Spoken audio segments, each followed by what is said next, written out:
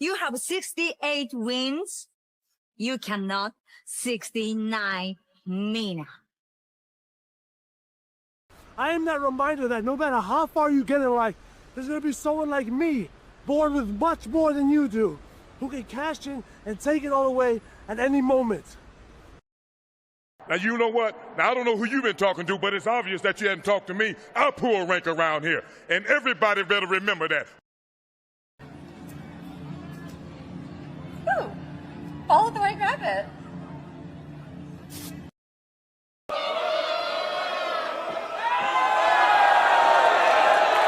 The mask has been removed, but I tell you what, he's still the same pro wrestler, whether he's wearing a mask or not. You can call this the New World Order of Wrestling, brother. Whoa!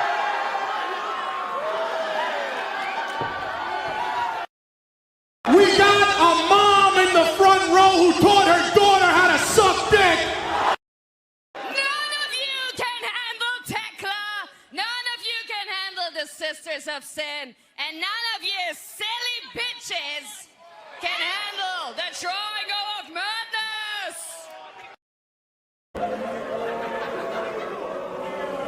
Oakley has Trey. Look at the speed, the rotation,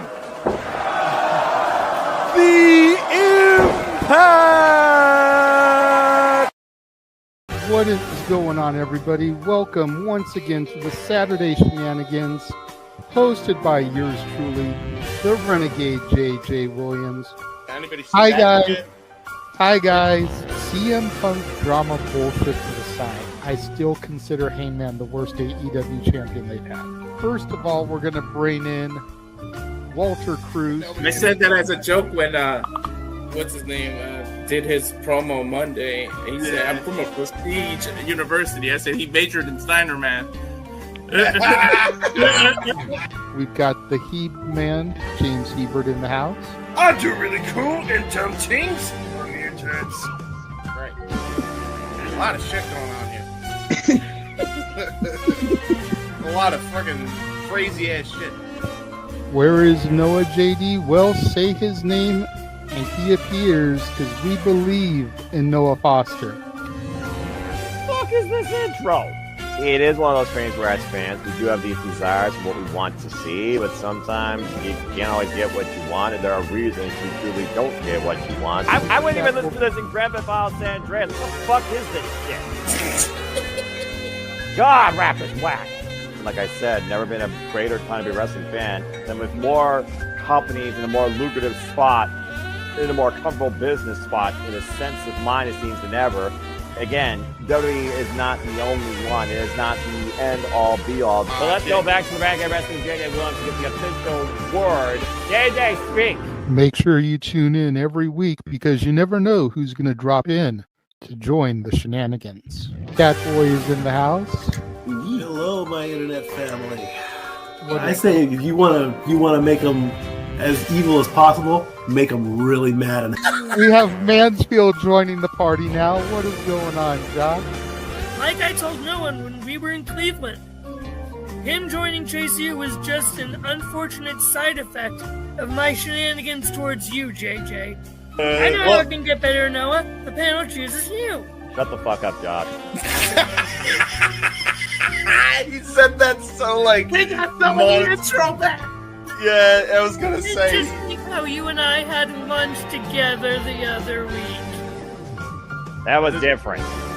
Ladies and gentlemen, the King is here. Say his name and he appears. We believe in King A-Train. There are so many believers in Joe Hendry. The only person on this panel that doesn't believe in Joe Hendry is King A-Train.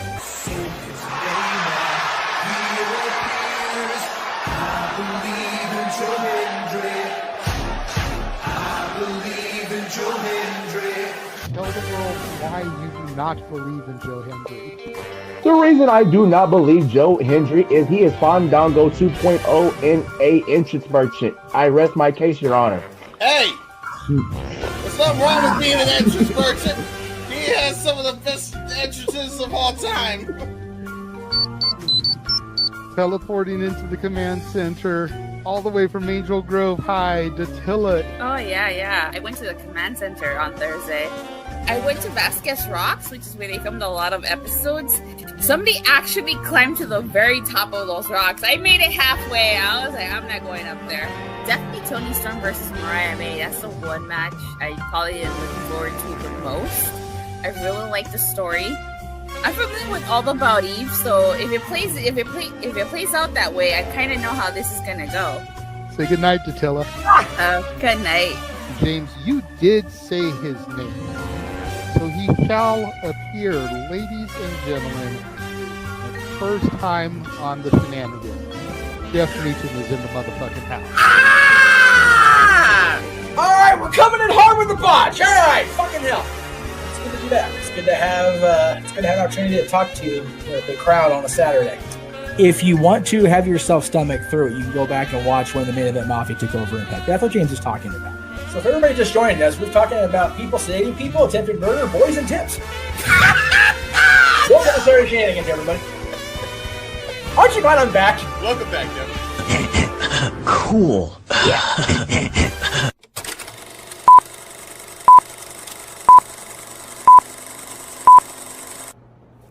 Get it? Got it.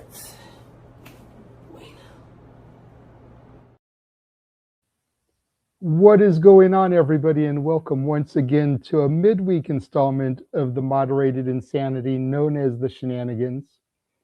It is I, the Renegade of Wrestling, JJ Williams, joined by Walter and Nick. Okay, I'm going on. I'm going to say this one more time, Nick. Calm down. What? Breathe. Relax. Breathe, Nick. Because this interview we're about to do is one of the ones that Nick has really been championing for. This would not be happening. Walter and I would not have been standing there during Joey Janela's spring break talking to two of these individuals for a good chunk of the show without this man here really doing his diligence. So without any further ado, ladies and gentlemen, the men behind Pro Wrestling Symphony. Oh, they're the boys. What's going on, fellas? What's going on, fellas?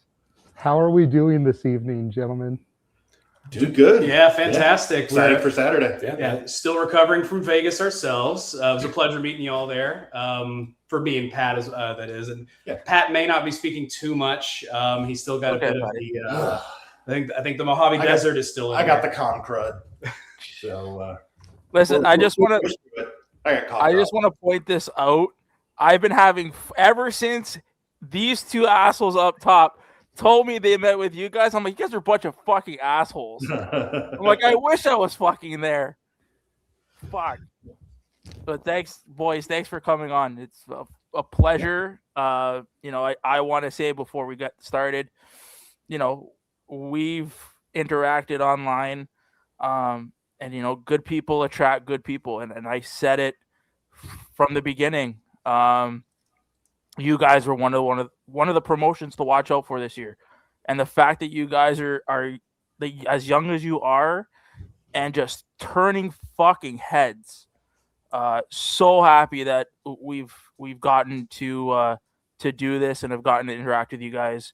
I say it. I'm going to say it one more time throughout this, but when you come on this show, y'all are family, and y'all are family now, boys. Thank you for that. Yeah, thanks so much, Nick. Thanks. Yeah, 100%. And don't feel bad. When I got home from Vegas, I slept like 12 hours straight, 3 days in a row. Like, I don't know how I functioned during the day, but as soon as my head hit the pillow at night, I was out for like 12 hours each night, just getting recuperated.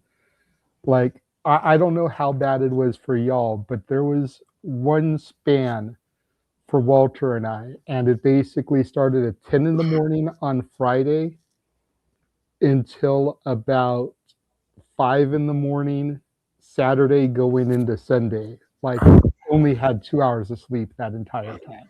Yeah, you can get lost in it. I mean, the city's designed for that exact thing, you know? So, and then when you just bring in a bunch of wrestling fans who are just constantly running around to all the shows. I mean, it's outrageous. Some of the talent there, I don't think got more than 8 hours of sleep for the whole week. There's no way, Sean. No way. No. You know, I never dabbled in illegal substances, but I can only imagine that that's how a fiend feels, you know, like itching for that fix with all that wrestling going on in the city, you know. Yeah. Progress, you know, you had GCW, obviously, you had all the smaller brands, part of the new initiative, New Texas Pro. Shout out to the new initiative. We love those guys. Action, West Coast, you had House of Glory in the city, CMLL, Tokyo Joshi, Stardom, you know, it just crazy, so much to digest. Like, I don't know how everyone did it. I don't know how Walter and I did it. I think that's why Walter isn't on camera. Like, he still is like trying to recover from everything. Bro, I'm so tired. I haven't yet to sleep straight. I just unpacked like what 4 days ago. See, my stewed case Yeah, is it's another world, but we were lucky enough to be able to go and connect with a lot of the not just talent but also some other promoters, including some of the folks from the new initiative. Matt Griffin with Action is really close with us. Actually, we ran a show with him just 3 weeks ago. the Saturday before WrestleMania.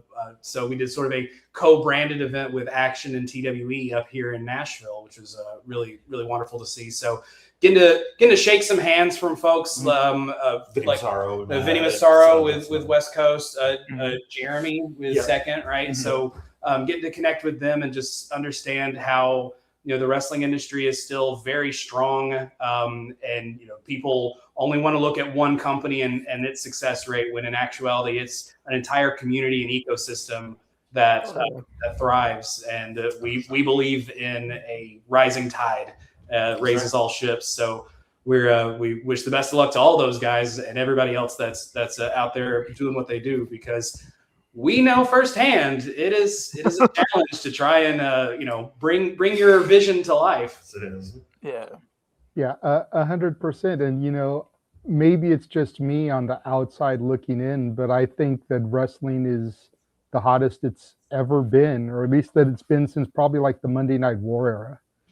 You know, when you look at the three major companies, obviously WWE, AEW, TNA, then you look at all the smaller independents, you know, kind of going back to the regional days, like during the Crockett era, you know, all the territories. Like, I don't think I've seen this many promotions that I've tried to stay up on top of and digest in a very long time, you know. Well, I think to that, you know, you have a lot of promotions now where they're bringing something new to the table, right? Everybody's bringing something new to the table. It's a melting pot right now, and the fact that you guys are thriving in it with the cards that you have just recently put, even like recently, starting with Undeniable, the indies have never been better, and you guys are at like such a key point and in the boom where it's no brainer, right? Yeah. Well, thank you. That's we definitely, when we started, there was a handful of promotions that were like, in 3 years we want to be. I mean, one of them was Deadlock, so. Yeah, we'd like to still be in business in 3 years. Yeah, and we'd like for them to come back. We would like them to come back, so we want to run a show with them. Yeah. We love those guys. Right. But yeah, the Actions and like watching how those guys do it has been a big help in us putting together our shows. And Nick, I appreciate what you said about promotions bringing something unique to the table, because we know for us that having an identity as a promotion really matters, because it helps build a relationship with the fans, so they understand what show they're going to get from us. And you know, and you know, it's one thing to see people on a poster and go, oh, I like this wrestler or these wrestlers, but it's another thing to say, I like these wrestlers, but also I really like this promotion, so I'm excited to see what they do here. Right. And because, you know, we're all wrestling fans at heart, and one rule that we actually live by when it comes to running our promotion is we legitimately put on cards we would want to see. Yeah, that's it. Like, there's not much more to it than that. It's just convenient that the three of us overlap pretty well on our tastes in that regard. Yeah. Right on. Well, the first thing we usually ask our guests, and I'm going to just put a little pin in the identity thing because I do want to come back to that. But the first thing we always ask our guests is what brought you into professional wrestling? Like, what made you a fan of it when you first saw it? Was it outside influence, like parents, sibling, whatever? Did you just happen to randomly come across it one night when you should have been in bed, channel hopping, you know? Like, what is it that brought each of you? Because everyone's got their own unique story. So I'm sure we've got 3 completely different stories here. Sure. What brought each of you into professional wrestling and made you guys fans? Yours is the most interesting. Okay, so me go first? Yeah. Oh, okay. Apparently mine's the most interesting. So in reverse psychology, we're going to do that one first. It's a hot opener. There you go. Yeah, that's true. So my introduction to pro wrestling actually is a family legacy. My grandfather, Tom Miller, was a ring announcer for the Nick Goulas promotion in the Middle Tennessee area back in the late 70s, early 80s. So my dad quite literally grew up going to shows that, you know, featured Macho Man Randy Savage and Sid Vicious and the Freebirds and countless others. So I grew up hearing all these stories from the both of them. And some of my earliest memories are of watching wrestling and attending live events. But yeah, I come by it honestly. I mean, we're not a family of athletes. We're a family of broadcasters. So both my dad and grandfather also worked in radio. So, and I've done some ring announcing in my day, but I'm primarily a commentator, especially with Pro Wrestling Symphony. And so, yeah, I keep that going with my grandfather's legacy, who has thankfully gotten to see some of our, some of the products of our fruit of our labor, I guess. He's, a bit old to be able to make it out to a show, but, he loves wearing the hat and watching the videos online and commenting all about it, which is really awesome to see. Right on. Yeah. So for me, it was a neighbor who I had a sleepover at his place, and this is 2003, and he bought what's the 04? It was the Royal Rumble pay-per-view where Brock Lesnar won the first. 03. Okay. And it was just when you're 10 and wrestling is unlike anything else you see on television, you're just hooked. It's so different from anything else that was out there. And then I really got on, and I kind of wore this shirt by happenstance. But when Eddie won the title in 04 and was kind of the face of SmackDown, that was really my okay, this is something I can connect to, watch every week, figure out when it's on every week, and go from there. And then as I got older, I went into sports journalism. I graduated from University of Missouri, wanted to be a sports reporter all my life. And then a funny thing happened where I was in college, and a lot of the big news outlets started covering wrestling in some capacity, from your ESPNs to your, name a big network. They had somebody. Yeah. And I decided that, one of the ways I was going to kind of break into the journalism business was to go that route. So I wound up covering wrestling for the Sporting News, comicbook.com, CBS Sports, and did that for about 10 years. Went to multiple WrestleManias, a bunch of pay-per-views, interviewed hundreds of wrestlers, and only recently got out of that line of work. But absolutely loved it. And that was what kept me firmly in the business well into my adulthood. And for me, I got a good decade on these guys thereabouts. So for me, I knew who Hulk Hogan was before I knew what wrestling was, because I was a child of the 80s. But I remember watching the Saturday morning shows and seeing Rick Rude spray painting or having the airbrush of Cheryl Roberts on his tights during the feud with Jake, and Jim Duggan briefly being king of the ring and feuding with Haku, because those were the things you saw on the weekend shows, because Hulk didn't work the weekends. But then the Hasbro figures started coming out, and I loved playing with those, and that just kind of kept going. And then Raw started when I was 10. That was the perfect age for Damien Demento is going to be a huge star.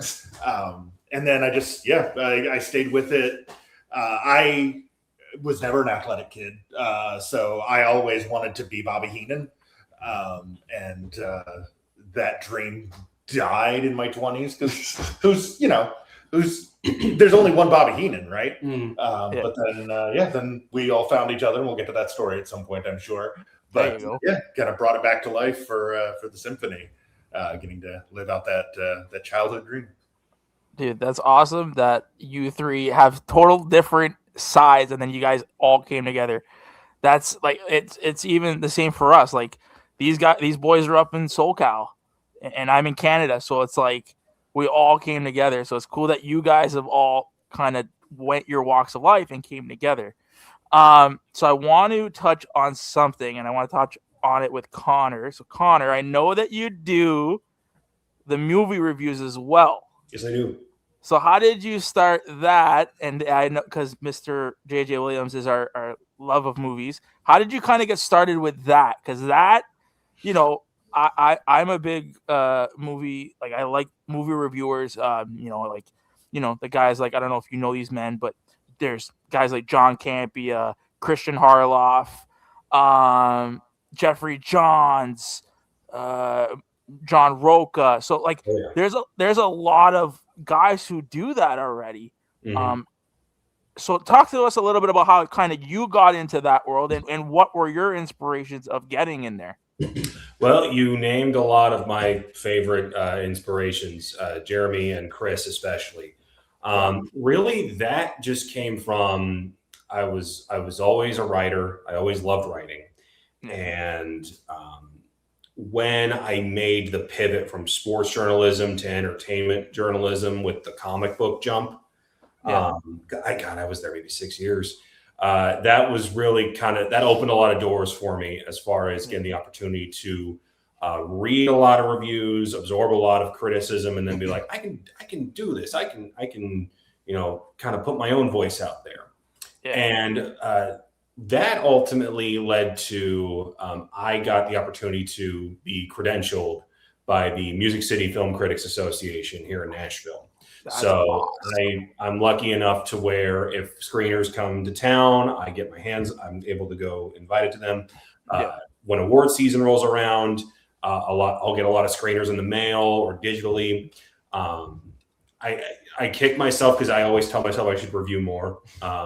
What we do now has taken up a bit of my time, but I don't mind that. I just love doing it because anytime I see a movie in my head, I will just start writing a review.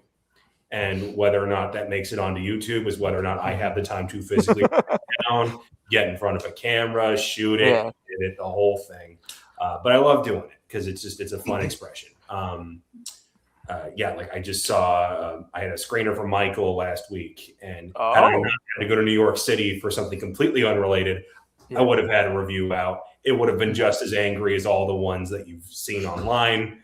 Yes. But like, if you see my phone or my YouTube history, it's either wrestling or it's film criticism or it's conversations about the film industry. Same with my podcast feed. Like I love that world. And And I'll get around to making a letterbox here one of these days. But check out Connor J. Casey on YouTube. That is one of our go-to just like tangent conversations during our meetings. Is Connor will usually just blurt out something like, "Hey, this film, guys, don't say it." Yeah. Well, I saw. Go ahead.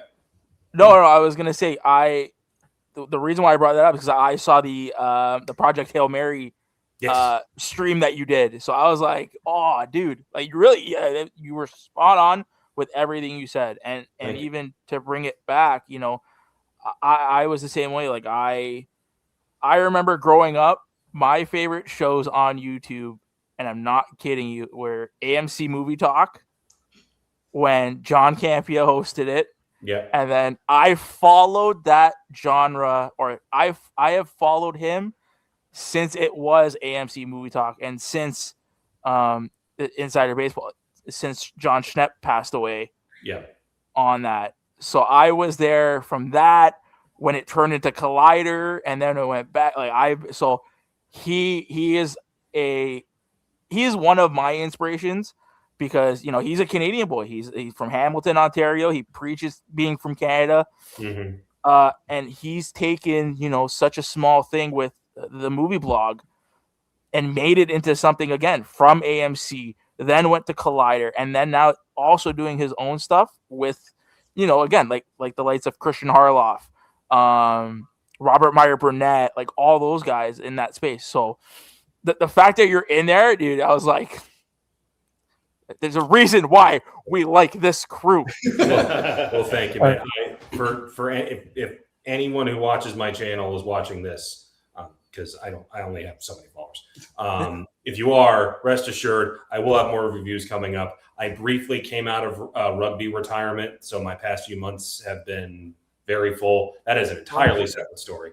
But yeah, hopefully, as the summer heats up, probably starting this weekend with Devil Wears Prada, I'll be getting a lot more reviews out. All right, I'm gonna put you on the spot. Sure. Favorite movie that stars a wrestler?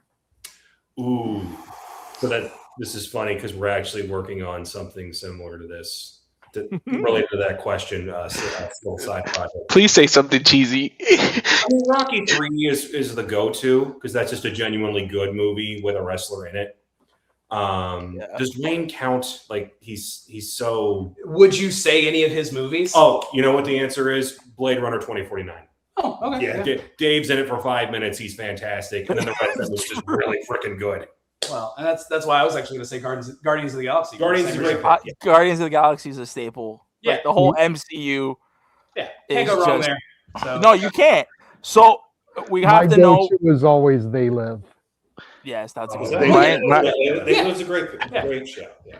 As cheesy as it is, and it sounds, mine's a Suburban Commando because it's so cheesy that it has to be. Oh yeah, that's another one that like came out when I was 8. So like that movie is like imprinted on me. Like my sister and I will still every once in a while be like, "You're a dead man, Ramsey." No wonder you guys never talk. Right? Yeah, I was like 8, and my brother was like, that's The Undertaker, right? I was like, huh? He was like, dude, that's The Undertaker. He used to tell me because I instantly recognized Hulk Hogan, but it took me a while to recognize that was Taker as a kid, and Taker's my favorite wrestler ever. So it was Hulk and Doc Brown in a movie. How do you not love it? Right? And Olive Oil. He was. Oh man, I forgot though. By the way, I have to correct the record just so we're clear. Princess Bride. Oh yeah. No, yeah. That's a great show. It's the correct answer. It's the correct answer. It's not only the best movie with a wrestler in it. It's the best movie. Period. It's just my the Letterboxd top 4. Yeah, it's just the best movie. But this is the other thing too. Like I know that we're kind of veering away from wrestling, but this is also kind of just what we do in general, right? This is us too. This is what we do, buddy. This is we appreciate all sorts of art. That's why it matters to us. Hell, that's partly why our promotion is called Pro Wrestling Symphony, right? Like, I mean, we're in Nashville, so of course there's the music connection, but also, I mean, the ethos for us is that it, in a symphony, it takes all types to be able to make the production and to make the full presentation of the piece. You can't just have one section. They all are needed. And wrestling is for everybody, and we like to have cards that reflect that. And so, what better name to have? All are welcome at the symphony. 100%. I know Walter had something he wanted to ask. I'm glad you just mentioned the symphony because I was going to get into that. Because you know how wrestling's often called a dance or a performance art. So do when you guys are booking and creating matches, do you view it as a musical score, like with highs and lows, and you think of it that way, or it's more traditional wrestling? I mean, it's theater. Yeah. It's and we sort of look at it from that perspective. Mm-hmm. Like I think for me personally, I always say that anything you attend as an audience member is better when you participate as that audience member. Mm-hmm. Like, and same goes for live professional sports, right? Like if you're cheering and having a good time and doing all the little silly games in between the breaks or whatever, you're maximizing your level of enjoyment out of that experience, even though that's not traditionally, art or theater or whatever, right? But in wrestling, like like theater has this sort of understanding of like there's a relationship between the audience and the people on stage, and a lot of that just comes down to general like respect of like don't be too noisy during when the play is happening, right? But also applaud appropriately and those sorts of things. Like there's a give and take, and wrestling has that too. So of course we're gonna build our cards appropriately and think about the variety within it as well. I mean, it's for everybody, which means you don't want to have the same match 6 or 7 times in a row. I've called some of those shows. Yeah, I was gonna say we've all been to those shows as fans, or worked them in our case, where it's 5 singles matches with 2 dudes in their mid to late 30s that look real similar and have wrestled each other 1,000 times. And, that's fine if that's what you're doing, but a great stage play, a great musical, we have to have a big opening number. Mm-hmm. So this Saturday, we've got Ray Bruce and Grayson Pierce kicking off the show. Mm. 2 big personalities that'll get the crowd into it really quick. And then we've got there's never a down moment in a symphony show, except maybe intermission. But the matches are all meant to kind of ebb and flow. Yeah. Like we build to the title matches later in the show with some fun, athletic stuff on the undercard, and then kind of build the drama, and then pay it off in the main event. Like that's the goal. That's what we try to do with each show. We like to think we've succeeded. For the first year. But we have to put thought into it. Yeah, I think that's a key. A lot of thought gets put into every show we do.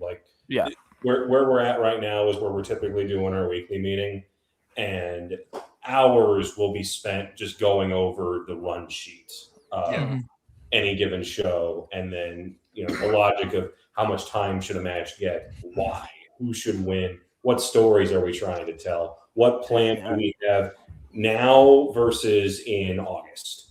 All these different conversations go into it, and we never want to just show up, not have matches announced, wait to see who shows up, and then book the card. Like we never want to operate like that. Yeah. No. I think it was Charles Mason shortly after Mania Week posted something about promotions basically don't need to be afraid to tell stories, because stories are what drives people and gets them in. And I think I think he's right. And 2, I agree that not enough of the smaller promotions or independent promotions are willing to do that or think that it's worth their time. Mm-hmm. But to me, the stories are what bring people back. It's because again, there's not a lot of people on our shows. Well, arguably, there's nobody on our shows that you can't see anywhere else, right? No. And that's kind of just by nature of independent wrestling. That's how it works, right? Yeah. Why not give them stories, angles, matchups, whatever that elevate the talent and elevate the people within it, and give you a reason to care. People want to care about things, and it's hard to do it when you throw 2 matches together or 2 people together for it might be a heatless banger, but I personally don't like heatless bangers. I don't. I don't really get invested. I want to know why there's this struggle here, and I want to get behind someone, and it's easier to do that when there's a dedicated obstacle, villain, antagonist, whatever that is in front of them, as opposed to, these 2 guys are going to try and win a match. That's no, you're right. Talking of okay, really go ahead. Sorry, because I want to piggyback on what he's saying. I saw Mason's post when that came out, and I 100% co-signed with him as a fan. That's why Walter and I are sitting here applauding that. I think, and I don't want to sound like a negative Nancy here, but I think it's something that AEW has kind of done in trying to always give us these dream match scenarios. Yeah. Oh, these 2 guys, it's a dream match. It's a dream match. It's a dream match. It's like, what happened to the times when CM Punk and Colt Cabana would travel every local promotion, having matches in every territory just to build the story and the mystique and the aura behind the characters? Hero and Claudio Castagnoli, same thing before the Kings of Wrestling were formed. We need to get back to more of those type of things. Yeah, no, definitely. For sure. I'm a theater nerd, so my degree is in theater. I used to do lighting and things, so I used to view wrestling in a whole different way because I watched the lights and listen to sound because I grew up around the theater world. So you guys definitely talk to me when you say that kind of stuff. Yeah, no, for sure. And there's actually a certain woman that got screwed at Undeniable, and we're going to talk a little bit about that because we talk about angles and stories, and that's what I'm following pretty closely. But I want to get to another thing we like to do here, and we've kind of started this because we've been talking about promotions. Your champions. We got to talk about your champions because you've got who I think is a force, and I'm going to start with her with Freya the Slayer. She's an absolute force. Impressed so much at that at Undeniable by curious means, but getting to that after. You guys have I have interacted with him quite a bit now. You guys have a gem of a world champion in Colby. Just an absolute gem of a human being. So nice. And then you have Tavon Jordan and Majestic. So talk to us a little about your champions and kind of, let's do a little bit of putting them over. Sure. All right, who's going to start? I can start. Yeah. So little bit of backstory on the three of us and how we wound up coming together. This does play into that. Okay. We all went to, there was a wrestling school in Hendersonville, Tennessee, which is not far from Nashville. These guys both, Nashville, Antioch, Murfreesboro, we're all in the middle Tennessee area. Yeah. None of us knew each other, but we all wound up at this same school. And we were, broadcasters. Connor was a manager for a while, but we were basically there to learn the behind the scenes part of things. Yeah. The standout student at the school was Colby Carter. He was just one of those guys, like the first time you lay eyes on him, like, oh, that guy's a wrestler. Like he was pretty green when we started. He had done a seminar with QT Marshall. So he had been in a ring one time before he started training at the school. And by the time Connor was there before me, and you came in 2-3 months after it had opened. Yeah, give or take, because it was launched by Jerry Lynn, which was what got my attention. Same here. And it got most people's attention. Yeah. And then Colby was very much the moment he showed up, ex-football player, Pacific Islander background, jack to the nines, personal trainer. Yeah. It wasn't hard to see the connection. Oh yeah. But guys like Tom Latimer, guys like Jeremiah Plunkett, guys like Jerry immediately saw this guy and said, "There's something here. Yeah, let's run with it." Yeah. And so when it came time for us to, we all moved off separate ways from the school for various reasons, and then when we all, we built the business over a dinner at a Mexican place one night. Yes. We were talking about the shows that we'd been doing individually and how we wish there was a show in Nashville that was doing the things that we wish we were doing.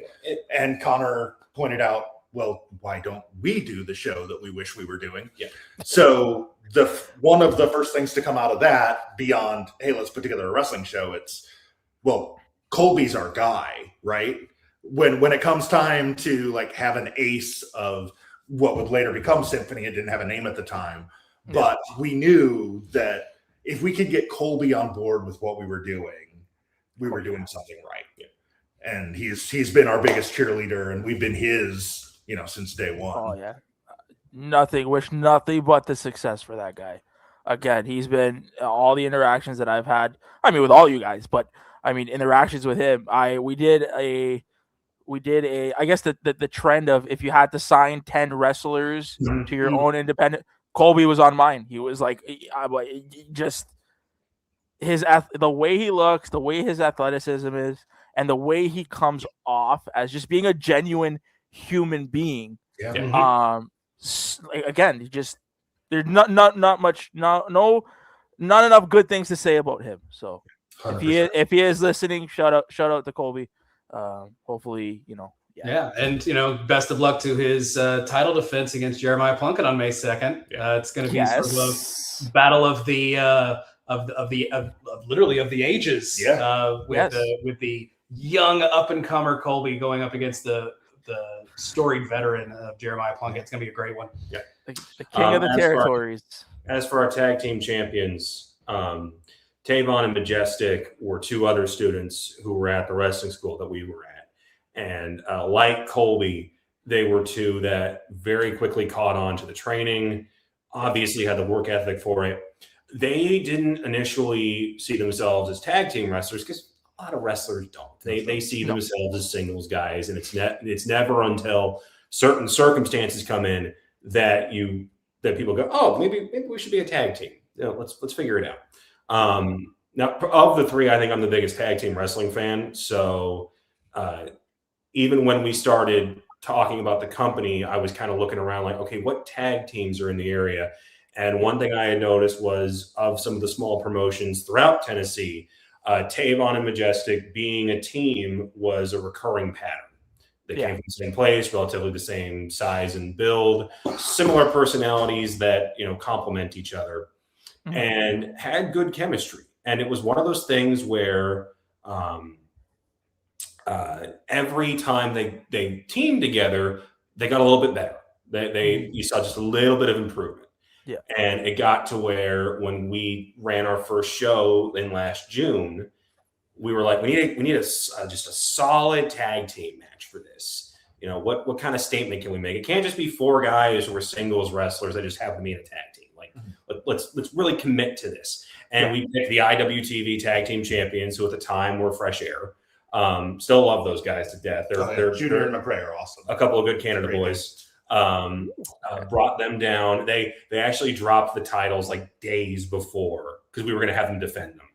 Because we were like, what better statement for like, hey, we are paying attention to independent wrestling. Here are two of the like world recognized tag team champions that we could get, and we put them against Tavon and Majestic, and it was really a sink or swim moment for them, where we went, okay, let's see what you got, and they completely delivered.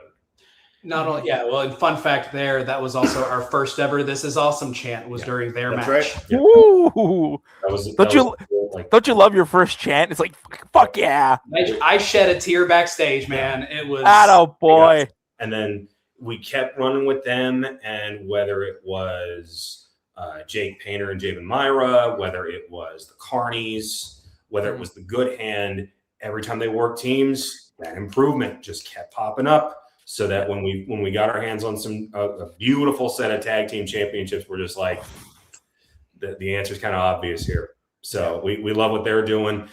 They were supposed to face the Good Hand in a tables match this weekend. Unfortunate circumstances. We had to call an audible today. They will be taking on Kerry Awful and Nick Iggy of the Carnies.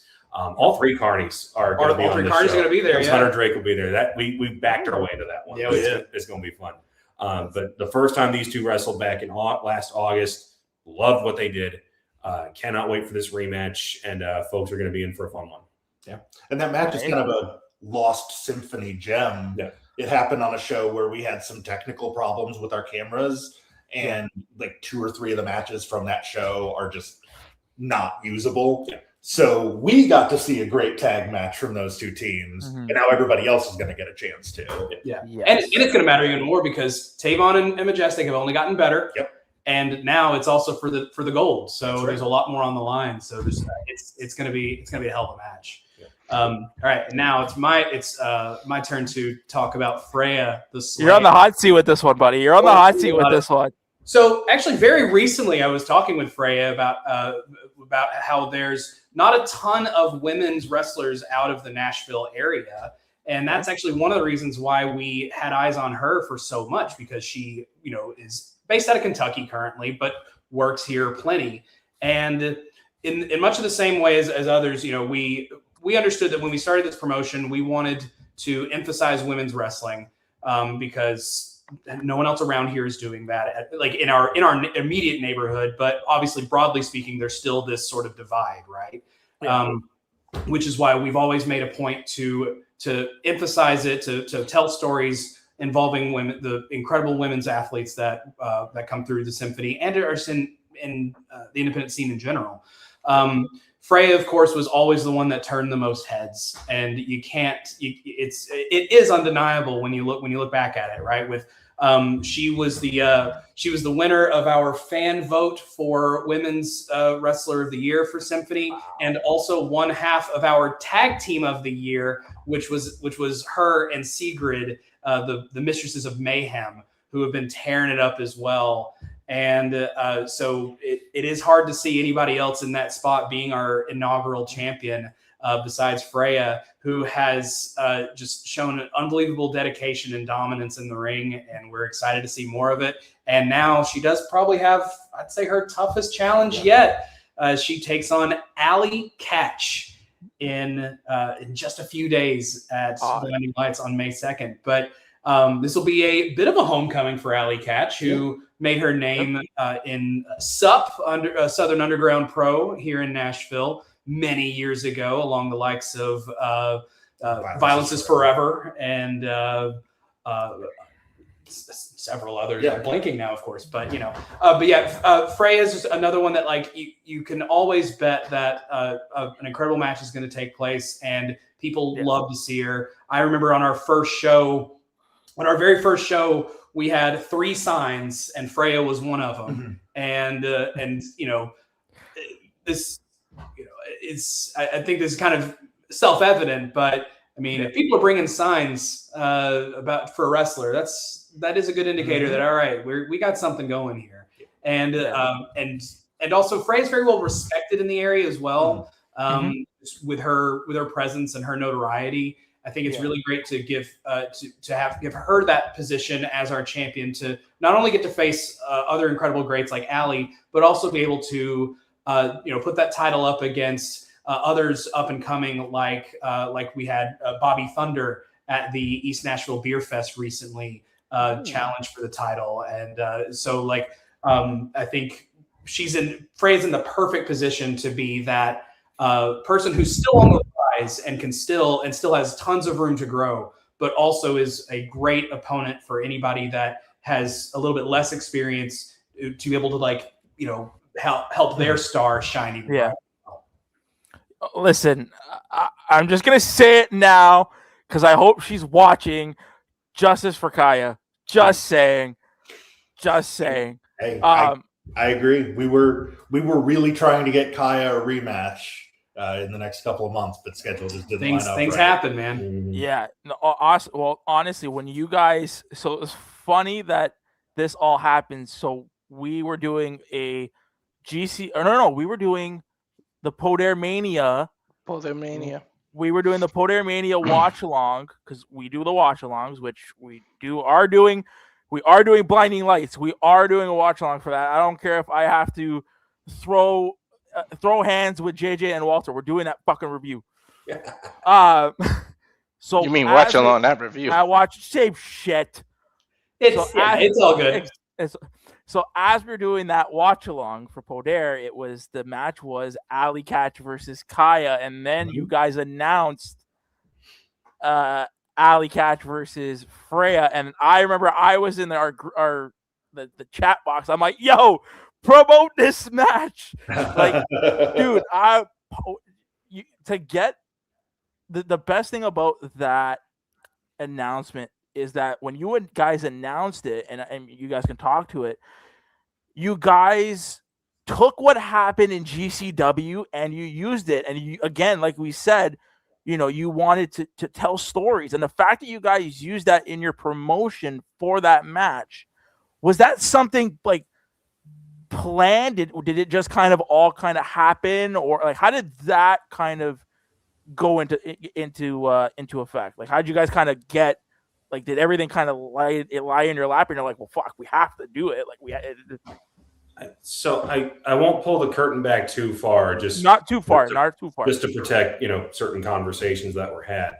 Yes, sir. But I'll say this, to the best of our ability, we try to acknowledge the wrestling world around us and use that in our storytelling. Yeah. We don't act like we are in a vacuum and no wrestlers have ever worked each other anywhere besides us, and they've never interacted and they have no history.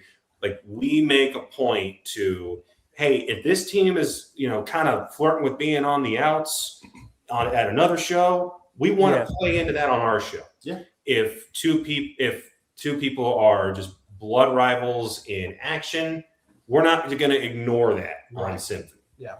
So when something like what happened with Allie and Effie and GCW happens, and then she's out of GCW, we're not just going to sit back and be like, hey, we got Alley Catch. Isn't that cool? It's like, no, she just had this completely heartbreaking thing. What's she going to do next? Well, she's going to go out and she's going to go to all these different spots and try to build up her name again because she's coming off the Effie loss, the WWE Women's ID title loss. Like, she's in women's wrestling in the U.S. right now, but she's come up short a couple of times. So now here she is trying to build her way back up. And she's coming to an old stomping grounds. Freya is the new top dog in our women's division. Yep. Let's see what happens. And it was a match that, the fact that we could get Allie was awesome. Mm-hmm. Yeah. The moment we did, we're like, okay, it's her and Freya, right? Because it's got to be. But you have to, yeah. It was the easiest call in the world. So, to kind of answer your question, some things are intentional, some things are happenstance. But we always try to keep an eye on what is going on elsewhere so that we can play into it. Exactly. It helps with the story, right? Connor mentioned the rift between tag partners. That's what cost Fresh Air their match against Royal Prestige in our first show. We mentioned that Jameson Shook was in our tournament to crown our inaugural champion, not because of his record in the Symphony, because his record in the Symphony wasn't stellar, but it's because the man is a former Haas tournament winner and a top champion at multiple other promotions in the area, and we couldn't ignore that.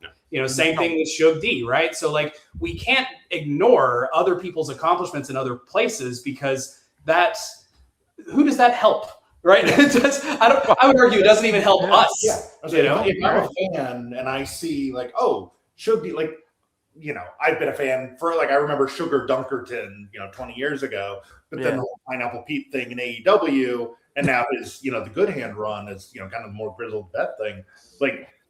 All of that is why I like Shug D. So when I go and see Shug at a show, that's part of why I want to see him, is because I've been on that journey with them. So to ignore that journey ever happened does the wrestler a disservice, does the promoter a disservice, does the fans a disservice. Yeah. And it definitely makes that the match with Allie and Freya all the more interesting because you're going to fight tooth and nail to try and get any amount of achievement out of this after having a really hard couple of weeks, especially coming off of a return from an injury. You'd expect her to win everything, right? No, you're right. So I want to jump in here on that, and I apologize for disappearing for a few minutes there. With the Alley thing, egos are what they are in professional wrestling business. Do you run into situations at all where the regular women on your roster are like, well, what has she done? Who has she beaten within our bubble to be able to jump straight into a match against Freya? I would say no. We've been very blessed that the vast majority of people we work with have been great to work with backstage. And a lot of them recognize that if someone else is being given opportunities, it's for a reason. It's not politics. It's not, that we're friends with them or something. It's that if they're getting an opportunity, there's a reason. And so with Allie, the moment we announced her, no one was like, well, hey, why is she coming in and getting a title match? It's like, no, because it's Allie Cash, because she's been a pillar of GCW for the past 4 years. Yeah.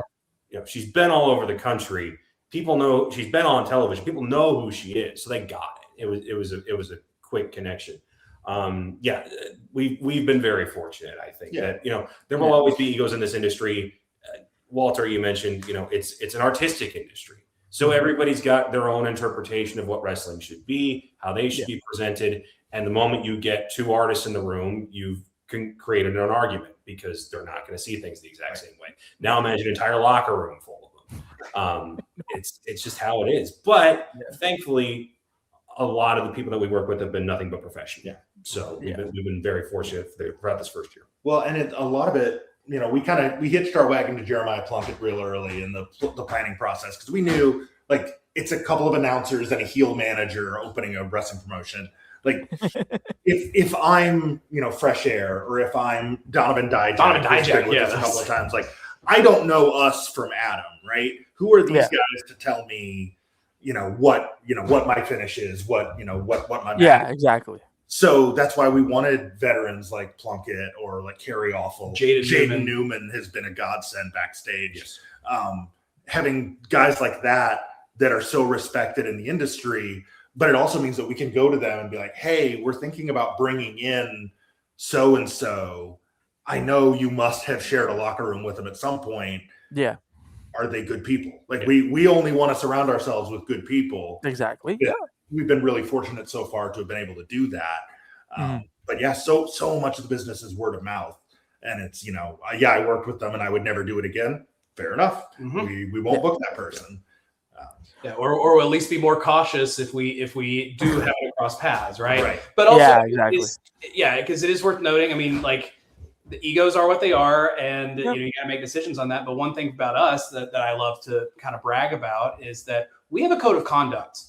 We have a code of conduct that is you can read on our website. It's on our website. You can read our code of conduct. And every talent, every person who works for us in any capacity at one of our events implicitly agrees to our code of conduct. It's sort of just written within it, which, yes, for a lot of it is sort of a guideline, or, there's not a lot of things that necessarily are enforceable, but regardless, it does provide us a little bit of a acknowledgement of, hey, we care about our presentation. We care about being good to each other and trying to put on the best show and helping others to succeed as well. And not just, doing everything you can to find your own opportunistic way up. Right. And so like this, we're still young promoters, of course, but I would argue that one of the most important aspects of just getting more work is really being a good coworker. Just be a good coworker. Right? It's just a mind-blowing thing just to be nice. Be a good coworker, right? Yeah. It's crazy. Yeah. And even if, like, even if you have just like a typically sour demeanor, man, clock in. Just clock in, do your job, clock out. I don't need you to be my best friend, right? We don't, like, that's not why we're doing this. We're doing this to put on good wrestling shows. And sometimes that does mean someone just comes in, clocks in, does their thing and clocks out.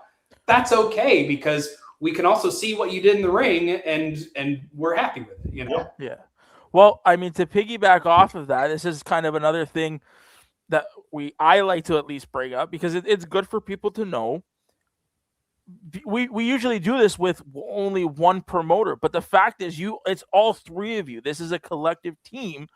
So when it comes to bringing in talent and talking to talent, what are like some not qualifications, but what are some key things that you guys kind of look for? Because again, all three of you have different kind of points of view and different criteria. So how do you guys kind of come together? Obviously, it's a very like this, but like, what are kind of the things that you guys look for in talent when booking talent or talent messaging you guys and saying, hey, I want to come on the show? Like, talk to us a little bit about how that kind of goes off without pulling the curtain back too much. Of course. Well, I was about to say, like, I'm going to let them answer it, because I'm going to look for our notes on that, because we have the written thing. Oh yeah. Our values, our company values factors into this. Yes. Yeah. So, I mean, from a practical standpoint, how much is it going to cost us to get them to Nashville to wrestle? Like, sadly, that is a factor in it. Like, there's so many wrestlers we would love to work with, but if it's going to cost us $3,000 to bring you in to work a match, it's probably not going to happen. At least not for a first-year promotion, right? But beyond that, like, all three of us are just big wrestling fans. We're independent wrestling fans. We watch as much as we can. We try to keep our ear to the ground. And when we hear, oh, hey, so-and-so just had a banger at Action, or you got to check out this TWE Chattanooga show because, Jameson Shook just tore the house down with Matt Tremont or whatever. We want to go, we go and check out those matches, and then we can be like, oh, like them. Yeah, it's a combination of who's reached out to us, because a lot of people do. Who are people that we follow and that we're fans of? Yeah. Who do we know that is somebody that's bringing something to the table that we don't already have. Obviously, who is affordable? The budget is always a conversation. And then it comes back to what was said earlier about, book a card that you would go see. Book a card that you would go pay a ticket for, sit down and watch. Every show we've done has at least 2 to 3 matches that each of us would be like, I need to see this. Yeah. We all have different tastes. Yeah. You're coming, you were a mid-90s WWF fan. I was. You've got 2 generations worth of fandom to play off of. I started in 04 and love AEW every week. So, and I always joke that if each of us was in control of booking a show, they would look different.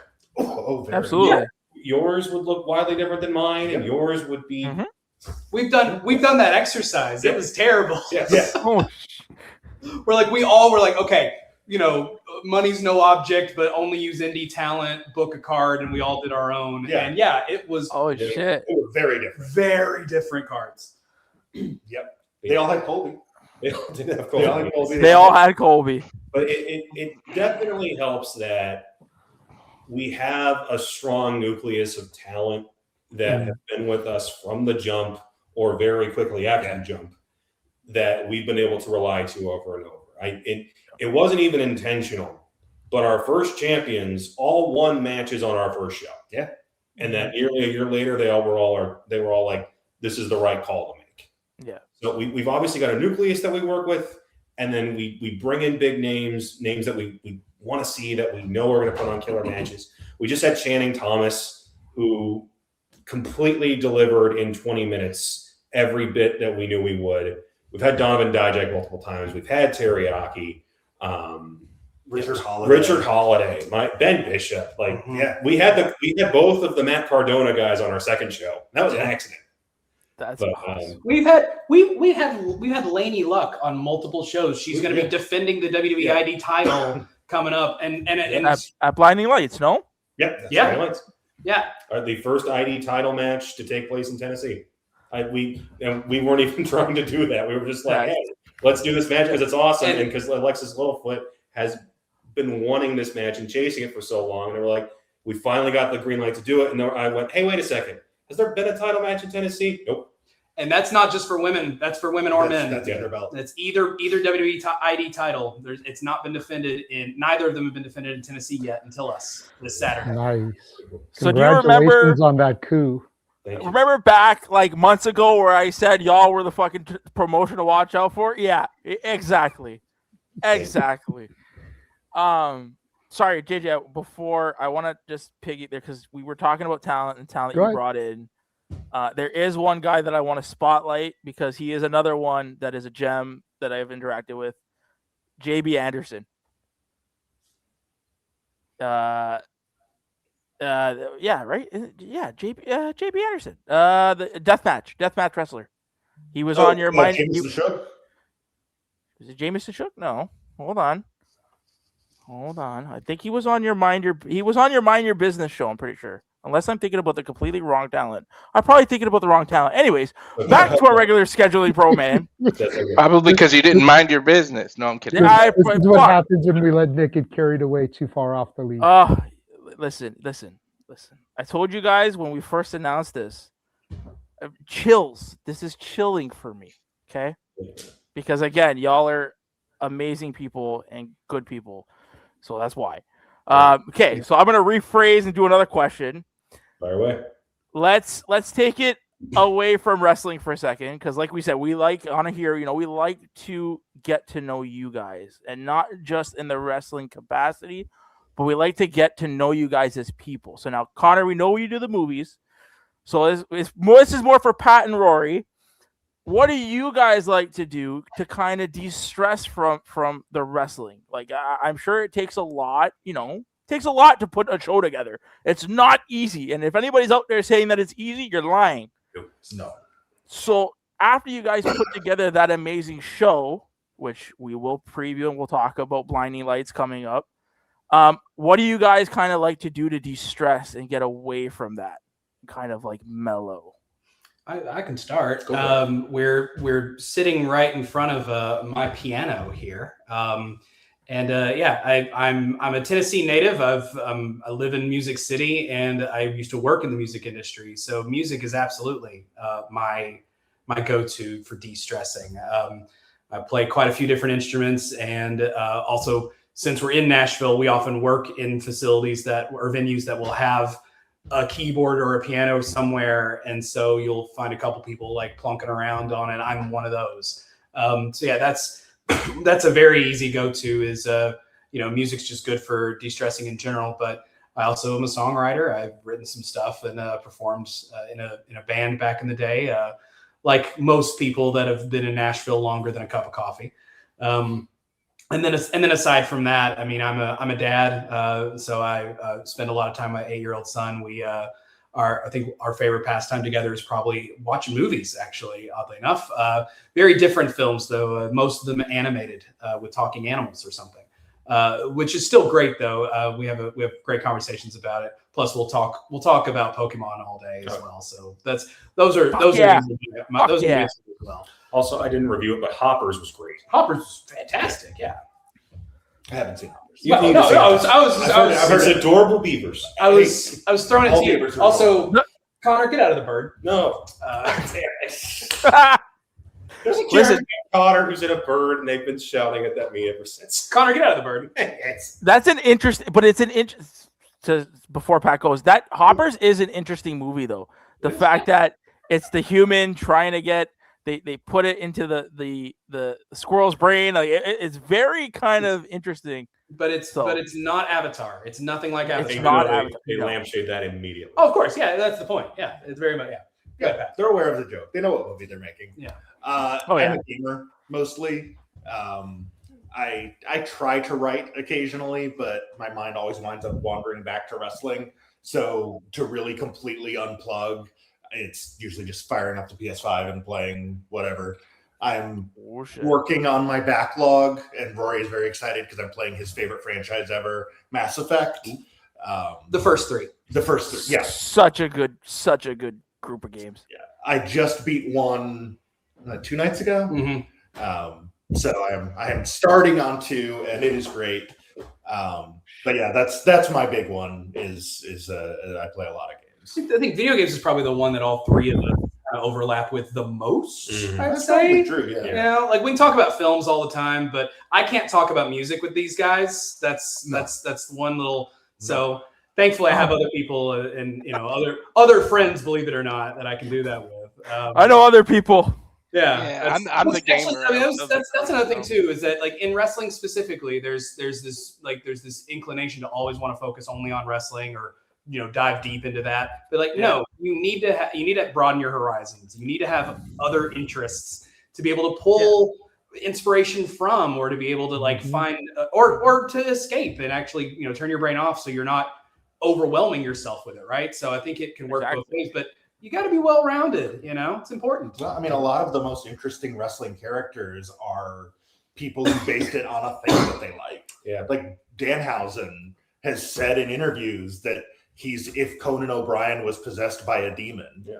Like that just comes from him being a fan of comedy and that particular style. It's like, okay, well, I'm not a big hulking guy, but I can curse you. Yeah. The New Day are big anime nuts. Oh, yeah. I'm the video game guy. It's funny because my brother's the musician. My oldest son is the musician. He plays violin, trumpet, piano, keyboard, like steel drums. This dude can read music since he was 4. Wow. So yeah. So he's been in orchestra concerts and everything. So my brother is on that side, but I'm the gamer, but he's a gamer too. So we can communicate on that. But when he starts speaking music, it kind of goes. We always try to steer it back, somewhere along the way. We find it again. But yeah, exactly.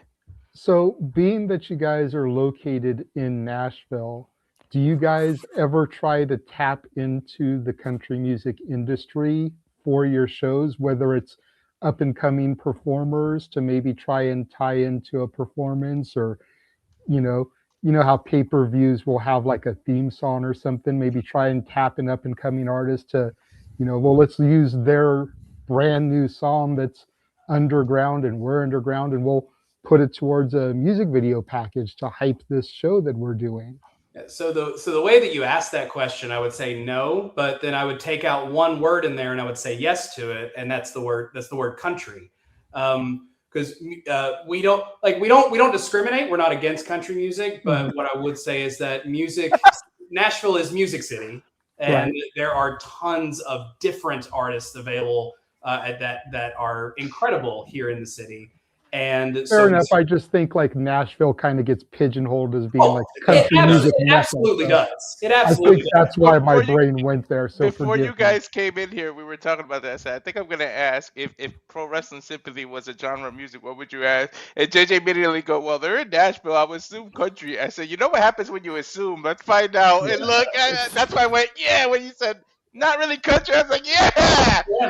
I mean, and the thing is, like, you can answer that question yourself if you check our back catalog. I know on IWTV we have the uncut shows, and a lot of them have musical performances from local bands based in and around the Nashville area. So we've had a whole bunch that are on that up and coming independent scene here as well, and we try to keep that energy going, because again, me coming from music, I mean, we try to stay tapped into that because one other thing about Nashville in general is that you can't walk into any bar, restaurant, coffee shop, bookstore, public bathroom without there being a stage for someone to perform on, right? Mm-hmm. And because we're running a lot of these venues that do have stages already, it's all set up. Why not have a band play during the intermission, right? Like, it just makes sense, and it really does help elevate our presentation in a big way. And we have had some of those performances turned into like hype videos. Mm-hmm. I remember that was one of my favorite things that we had leading into, I think it was the September show maybe or August, because what was all the fuss about? So for Hot Fuss, so we certainly don't shy away from the music aspect of Music City, right? But we also know, I mean, we all understand this as wrestling fans. Music performances can be a bit polarizing at wrestling shows. Kid Rock at Mania 25. Yeah, how many times do I need to hear Pitbull do anything? Fiend. Delete. Right? So we do try to like pace it out and not throw too much at someone, because obviously wrestling is the focus, right? But it speaks back to that variety that we look at, and we're trying to provide a fun variety show for town. And again, it's Music City. Why would we not promote some other? We're promoting independent wrestlers. We can also help promote independent artists that we also think are awesome. Exactly. And when you make it like big, and I said when, not if. I mean, you can probably score a lot of the music instead of paying copyrights for people. You can just score the music yourself and create music for a lot of the wrestlers. Brother, don't you think I'm already working on it? About that in Vegas. Yeah, I actually have a really good friend, Josh Qualls, who is not only in a band but also does exactly that. Does music for custom music for wrestlers, and in fact, Colby Carter's theme is done by Josh. So we've put him in contact with some other people that are in need of that as well. He did Crazy Steve's music. That's right. Yeah. So nice. Yeah. So my son to create something and send it to you too. Yeah. There you go. That's just it. Is that like we have the resources? Let's use them. Right. Let's put them to work. And in a dream world, though, Walter, you're right. That would be.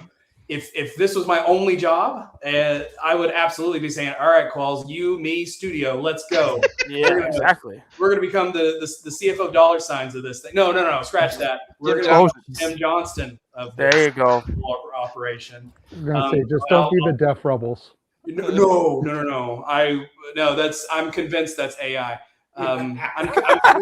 That's what Noah says. One of our colleagues, he always I think that's just AI. Yeah, I'm convinced that Def Rebel doesn't actually exist. It's just, but you talk about escaping the copyright. That's just it. Is that if they do it AI cannot be copywritten, which means that they don't have to pay any performance royalties at all. which means they can just hold on to it forever, which is what they want. Another reason they don't like Jim Johnston or CFO $, because those guys are actual affiliated songwriters, and so they have to pay them royalties even today. Anytime Stone Cold's music plays, or The Undertaker's, or whoever, right? And so of course, if they're trying to penny pinch, why would they not just have an AI generator make this music? Which is why it's so lame and boring. All right, I'm going to get off my soapbox. Go for it, buddy. You're making a valid point. Well, this is one of those things where it's like it's a cross section that I know too well. I used to work in royalties, so that's why I really think that Def Rebel is AI, or is at least some sort of work made for hire or something. So they're just churning out garbage because they know that they're not going to get any residuals off of it anyway. WWE, TKO is just going to keep it all. Because the copyright lasts the life of the author plus 70 years. So even when Jim Johnston does die, and get a special place in heaven for all of his good work, they will still have to pay royalties to his estate for the next 70 years after his death. So that's a lot of money long term that they don't want to just pay out for nothing, because they're going to milk Stone Cold Steve Austin and Shawn Michaels and Triple H for everything they can as far as the music is concerned, right? So and also Jim Johnston should already be in the Hall of Fame. Let's just put that out there. Preaching to the choir. We keep saying that, and don't worry about going off on tangents. We always say stop us when we're telling lies. So stop you when you're telling a lie. Jim Johnston and Cyndi Lauper should both be in the Hall of Fame. Yeah. 100%. I would argue if you really needed to, and I think there's some argument to this as well, is that you could they have a celebrity wing, right? So you could make a backstage wing or behind the scenes wing to put in people that aren't always on, they're not on TV or whatever. So they are, but you still want to celebrate them because maybe it's a cameraman that's worked there for 20 years or whatever. Stu. Exactly, right? Stu. But you name that wing after Jim Johnston. That's what you do. So because he deserves more than just inserting into the Hall of Fame. He deserves his own wing for the level of quality that he has provided that company. Well, isn't that what the Warrior Award was supposed to be? Supposed to be, and then I never realized they stopped doing it when Dana Warrior got let go. So it was supposed to be recognizing people behind the scenes, but the Jim Johnston Award. Jim Johnston. You could do something like that, right? Mark yeah. So I want to, before we get into the meat and potatoes, because I don't know how much time we have left, so I do want to talk about the two cards that you've done before this, because Undeniable was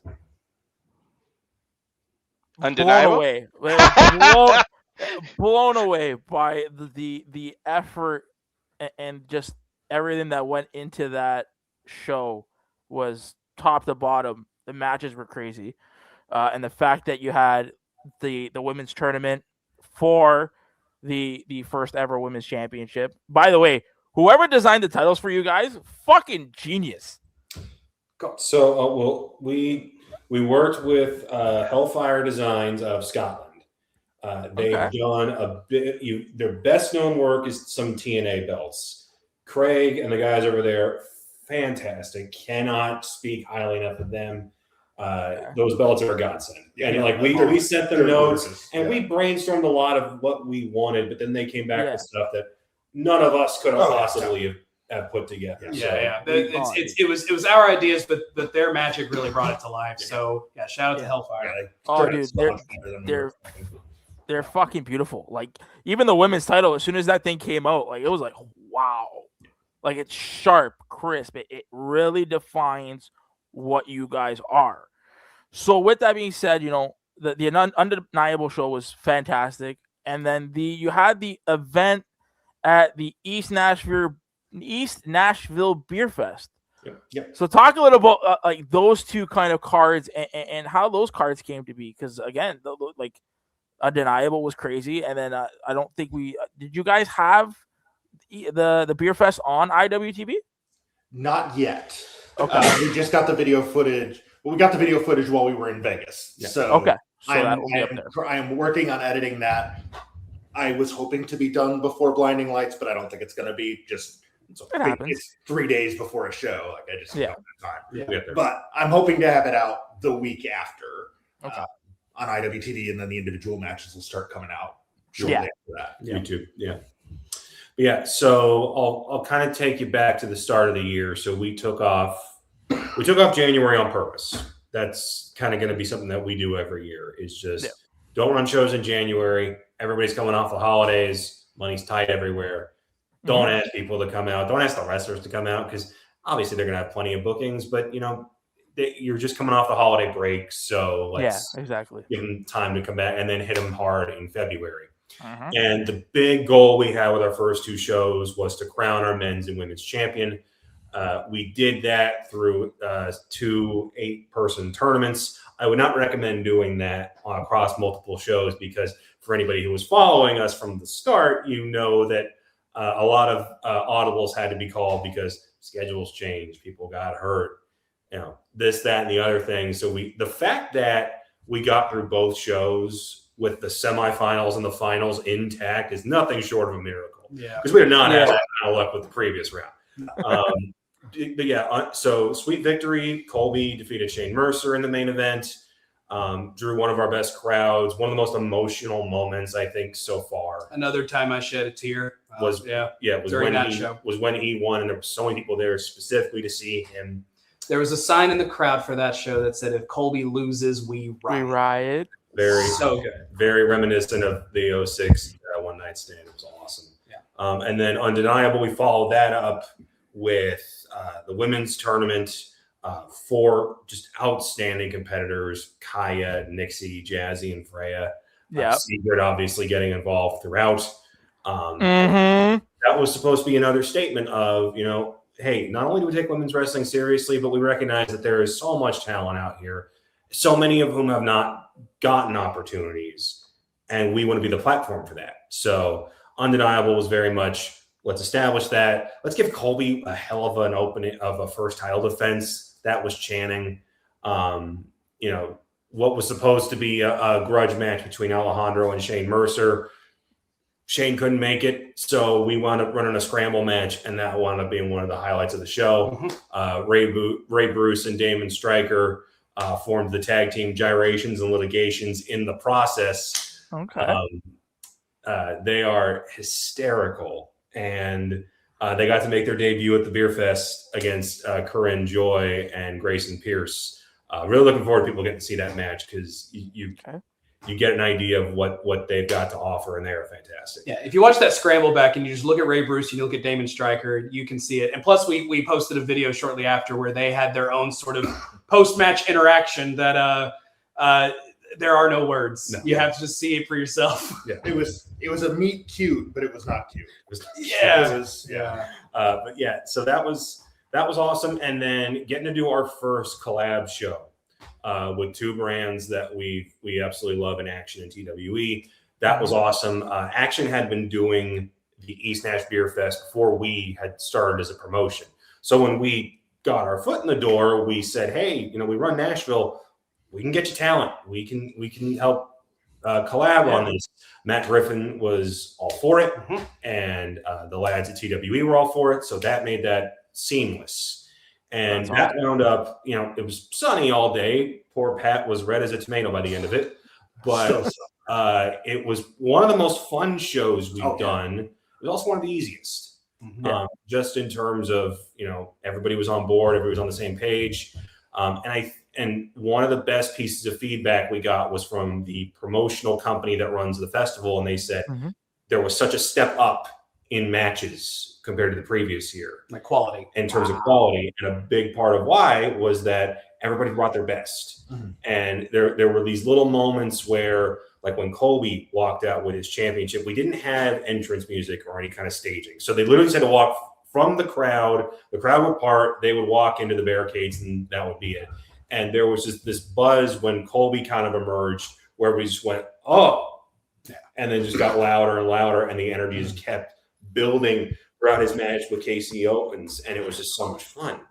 And it really just shows that, there were 2,000 people there, and it wasn't like so many of these festivals where you just go, oh, there's something in the background over there. Let me enjoy my beer. No, when a match happened, it was like gnats. They would all just no way around the ring, and they'd be locked in until the match is ended.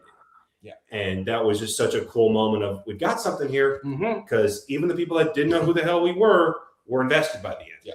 And the people that had heard about us or were fans and had paid a ticket to come to the festival, they were all satisfied by the end. Yeah. So it was just an awesome experience. Can't wait to get the footage up for that. And then, that kicks off. Well, let's also not forget that's where we crowned our tag team champions. So our inaugural tag team titles were at that show.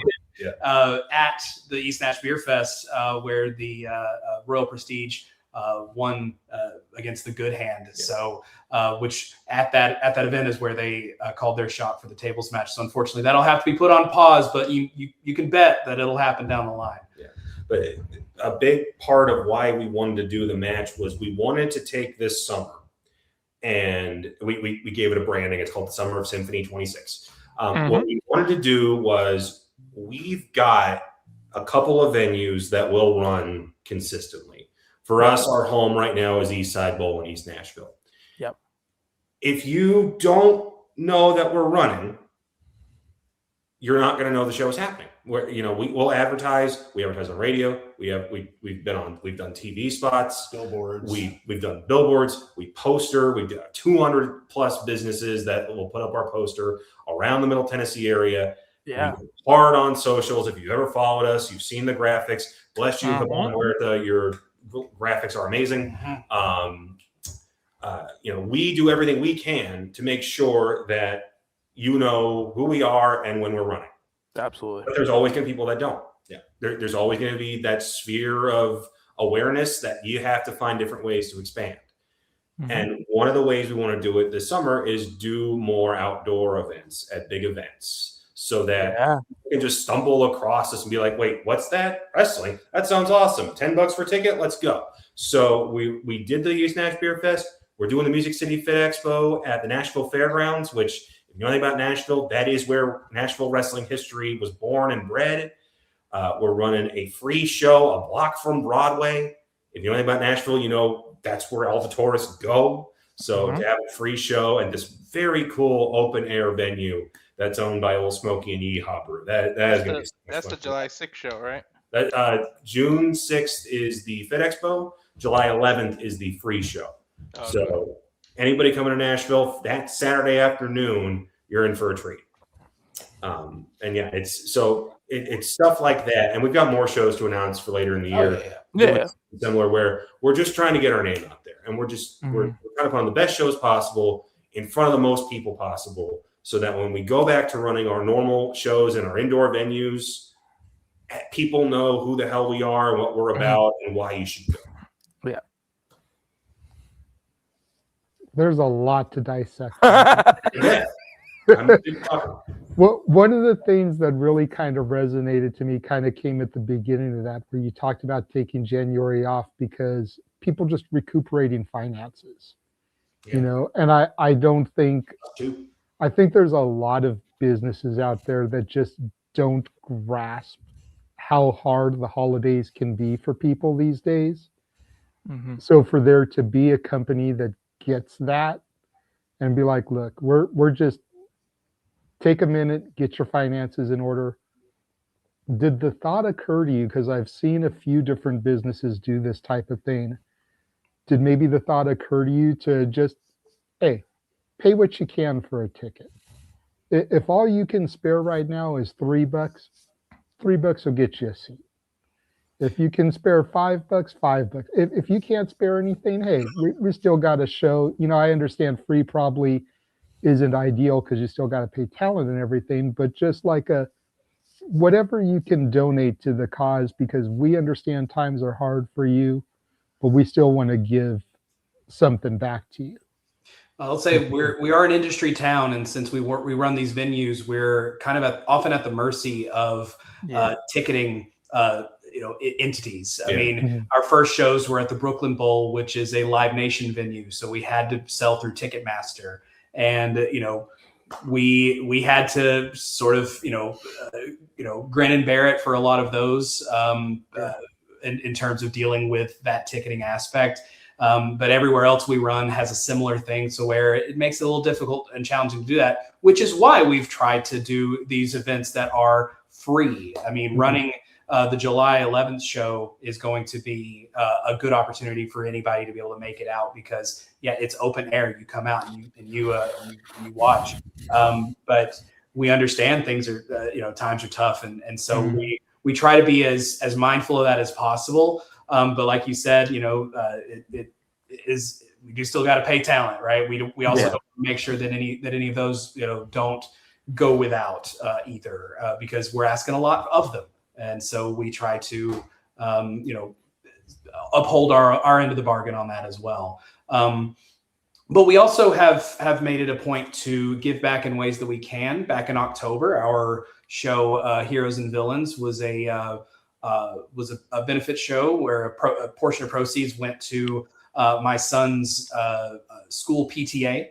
And we're looking to do a similar event later this year. More details to follow up on that one. But we understand we're part of a community, and so we definitely want to give back in ways that we can. And also, right now, I mean, it's a small consolation, I'll admit, but all our matches are available to watch on YouTube. Our entire match history is currently up there, and we will try to keep that going for as long as possible in order to get the word out, in order to make sure people understand that, hey, you have a quality, consistent wrestling show in your neighborhood that is trying to elevate the next generation of talent, and we want to integrate with that community and not separate ourselves from it or whatever.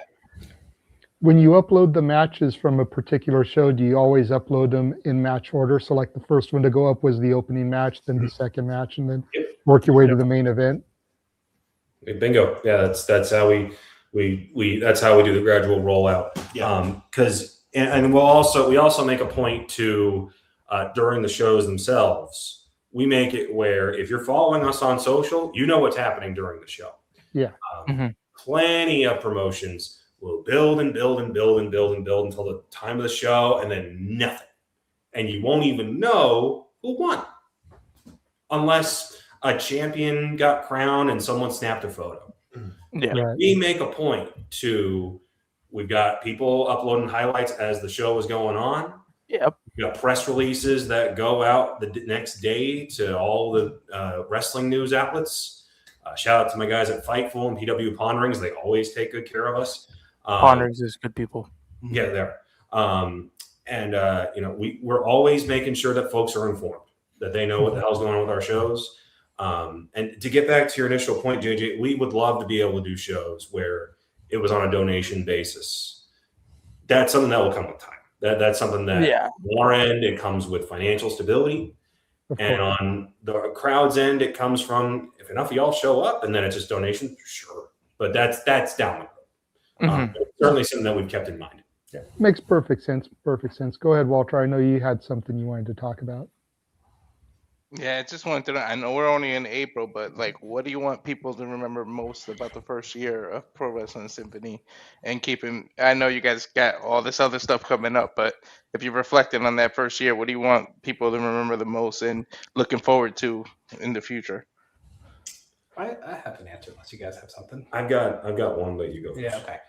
I think for me, the way I'll answer this is I kind of want someone by the end of 2026 or the start of 2027, I want someone to say, man, I can't believe I missed all these shows back in 2026.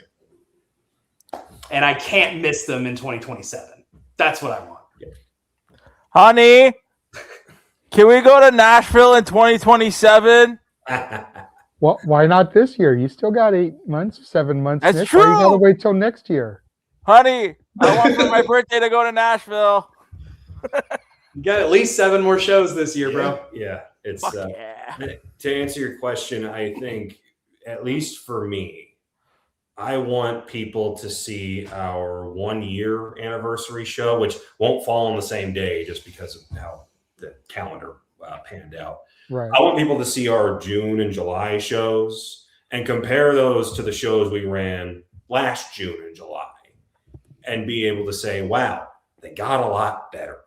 There was a steady rate of improvement. There's always going to be obstacles and hurdles with any show. It's show week for us. I'm exhausted, and it's not the weekend yet.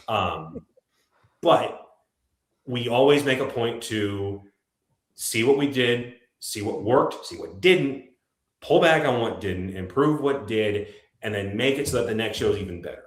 That's what we're always trying. We don't try to take months off in that, this show doesn't matter as much. No, we try to make every show feel like it's must see.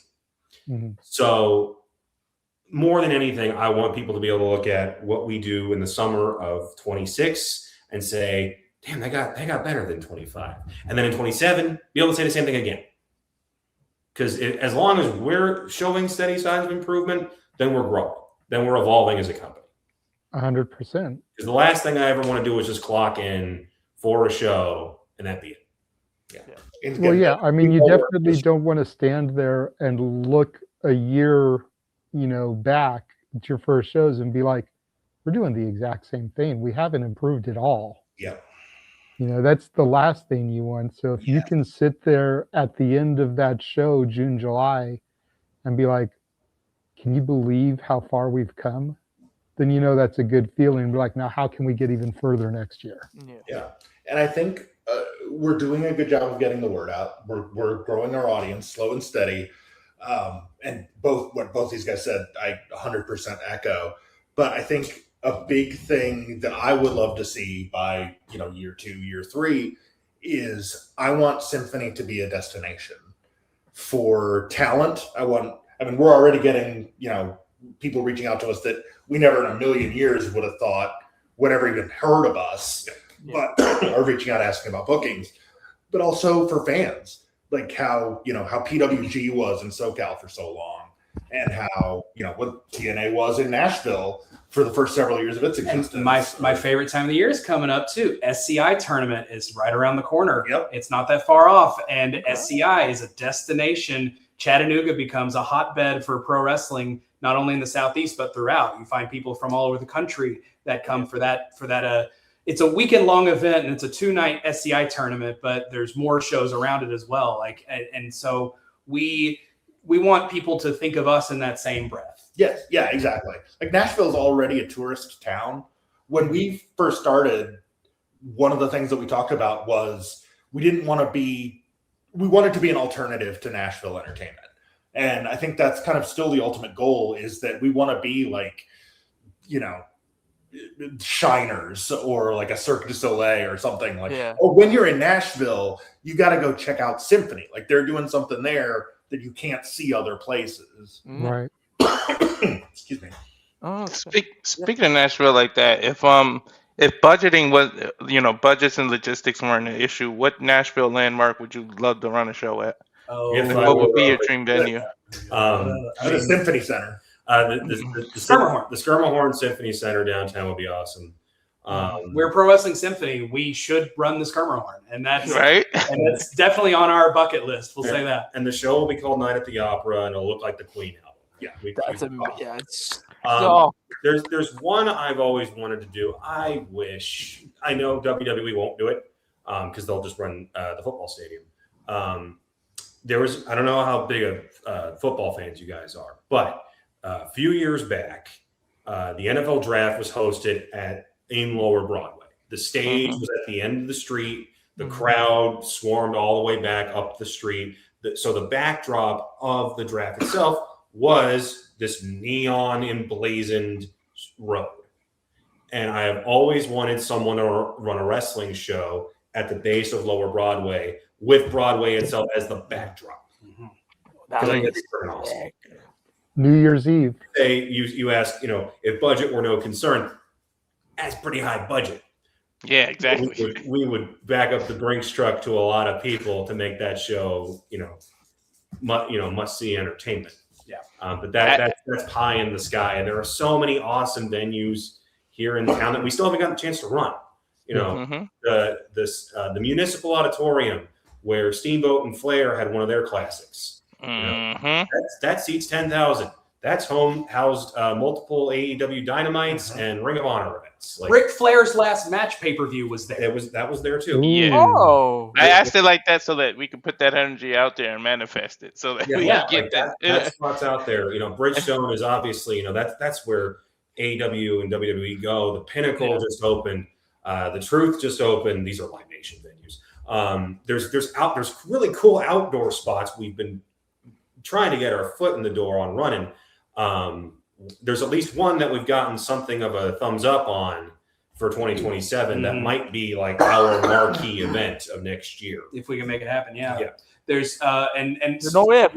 There's no if, Rory. There's no if. No, that's just it. Well, and that's the other thing. We're in an embarrassment of riches when it comes to places to run in Nashville. I mean, it is an entertainment city. One wacky one that I think could actually work because I've envisioned it. Which this is also a thing we all do now. We go anytime we're in a big room, we're like, all right, where can I put a ring? Is the ceiling high enough? Does this make sense? Do we get more lighting in here? Yeah, but you could very easily fit a ring and all the necessary fixings for a show in the main atrium of the Country Music Hall of Fame. Ooh. And that building is the front of that building is a wall of windows overlooking downtown Broadway with a skyline all right there. And I mean, just getting a hard cam shot from that would be magical.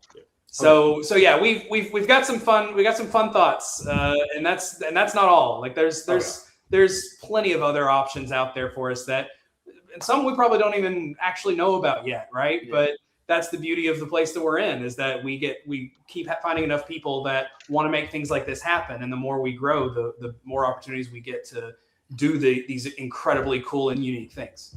Yeah. Like sky's the limit for you guys. Sky's the limit. Sky's the limit, but the pocketbook is the restriction. Yes. Yeah. Yep. We joke on show days. We have for a while it was a bag, now it's a box, but the bag of holding. If any of you guys have ever played D&D, it's like the bottomless bag that you can put all your stuff in. That's like when we have like shower curtain rings to hang up banners or whatever. It all goes in the bag of holding. Our bag of holding of money is not infinite, unfortunately. It's not. So I mean, let's transfer now into Blinding Lights. This is your pay-per-view that all the championships will be defended. So talk to us a little bit about kind of let's preview the card. Like again, you got Pluckett and Curry and Carter. You have Freya and Ali. You have the ID championship. So let's preview the card. Like tell us a little bit about kind of what went into the not to pull curtains back so much, but what kind of led into your decision for some of these matches, to why are we calling it Blinding Lights? Because that's a great kind of the way your artwork and the title works. It's seamless. So preview the card for us. Like talk to us a little bit about kind of everything of what's going on that night. And just real quick to piggyback off what Nick's saying is like to his point, we don't want to pull things back too far, but we do want to try and let people inside the mind of a booker and like kind of what goes into some of your creative decisions without giving away all the aura. Sure, for sure. So for us, May was we knew it was going to be the first show where we would have every champion available.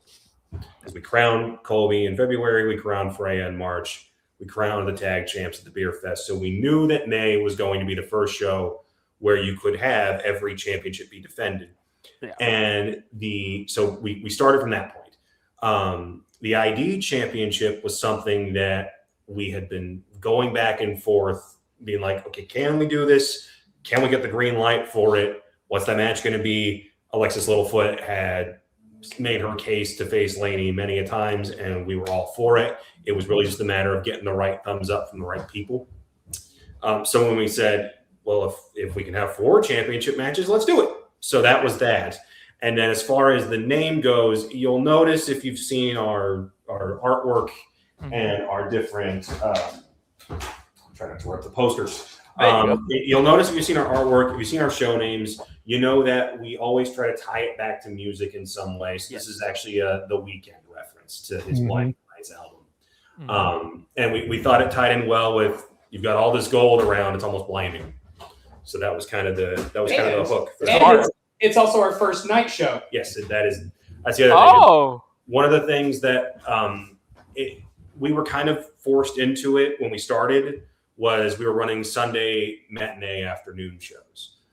It had its advantages, but at the same time, we knew that as long as we stayed on Sundays, our crowds were capped in a certain capacity. We knew that people associate wrestling and going out to see local wrestling with Fridays and Saturday nights. They don't think that way about Sunday. If you're religious, you're thinking about church. If it's the fall, you're thinking about football. And if you're neither of those things, you're thinking about rest. You're thinking about, hey, it's my day off. I'm not going to go anywhere or do anything. Fridays and Saturdays, it's, hey, what are we doing? What's happening? What shows are going on? That's where we slot in here. So all those things go into this one. As far as the title matches, with Colby, we wanted him to work someone that represented the history of Middle Tennessee wrestling. And Plunkett was top of that list from the jump, simply because not only has he been a huge help for us backstage, the dude has done so much for Middle Tennessee wrestling for well over a decade. Dude is the NWA Mid-American champion for over 600 days at this point, has done so much for all the different territories and how we're in every direction. And when he agreed to do this with Colby, we knew it was going to be something special. So that was that one. And it's not a match that's built on hate. It's not built on animosity. It's a match built on respect. Because Plunkett played a big role in training Colby. They've only worked once before, and you were there at that show, and they said afterwards, they're like, we got to do that again. We can do better. We can do better. So we know that they're going to bring their A game for this one. Nice. Well, and if you saw, Plunkett cut a promo a few weeks ago to announce the match. And Plunkett knows, he's 600 days as the NWA Mid-American champion, but he's also been at this for a very long time. Like he talks about, the sunset's looking pretty sweet, but he wants to make sure that Nashville wrestling is in good hands when he finally, leaves his boots in the ring. And he's seen a lot of the next big thing in Nashville wrestling come and go over the years. So, but he's not ready to ride off into that sunset until he knows that Nashville is in good hands. And so the last line of that promo that he cut on Colby was, "Prove me right." He wants Colby to be that guy that he can hand Nashville to and then ride off into the sunset to spend more time with his wife, Christy, and, tend the Tater Peeler Ranch in Las Casas. So that's the big story going into that. Is it's a mentor-mentee thing, but it's also, Nashville history against Nashville's future. I guess we'll do the women's title. Sure, yeah. We've definitely discussed a little bit previously. We're talking about Allie Katch, but Freya the Slaya has her first major defense here, where she did defend the title at the Beer Fest. But this one is her kind of that true test to see if she has the medal. So of course we're bringing in Allie Katch, who is ready to find her own redemption after her recent shortcomings and tragedies in the world of GCW. And again, it's a homecoming for Allie Katch in a way, who made her name in Southern Underground Pro for so many years. And also I think this is the first time match, isn't it? For the two of them. Yeah. First time ever, Freya the Slayer versus Allie Katch one-on-one. And I think fans are just going to be absolutely blown away by what you can expect from these two. And this isn't necessarily peeling the curtain back, but hey, we mentioned that we like to book shows that we would want to see, and absolutely, I would want to see this match more than anything. Allie Katch I would argue, is probably the most recognizable, or the biggest star who has never appeared or has never had a full-time roster contract for one of the TV companies, right? Like, I would argue that as far as the women's wrestling is concerned. And so you either have a tale of new redemption with Allie Katch, or you have the biggest feather in the cap for Freya the Slaya. And either way, history's going to be made. Yeah. And these are also, as far as the match itself goes, these are two women who really enjoy just beating the crap out of people.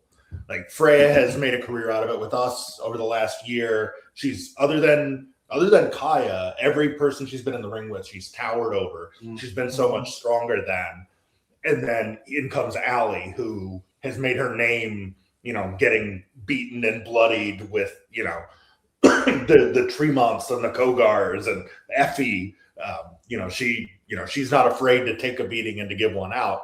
So it's a hoss fight in the women's division, and there's not a lot of places on the independent scene where you can get that kind of just physical, just two beefy ladies beating the crap out of each other. Yeah, who doesn't love that?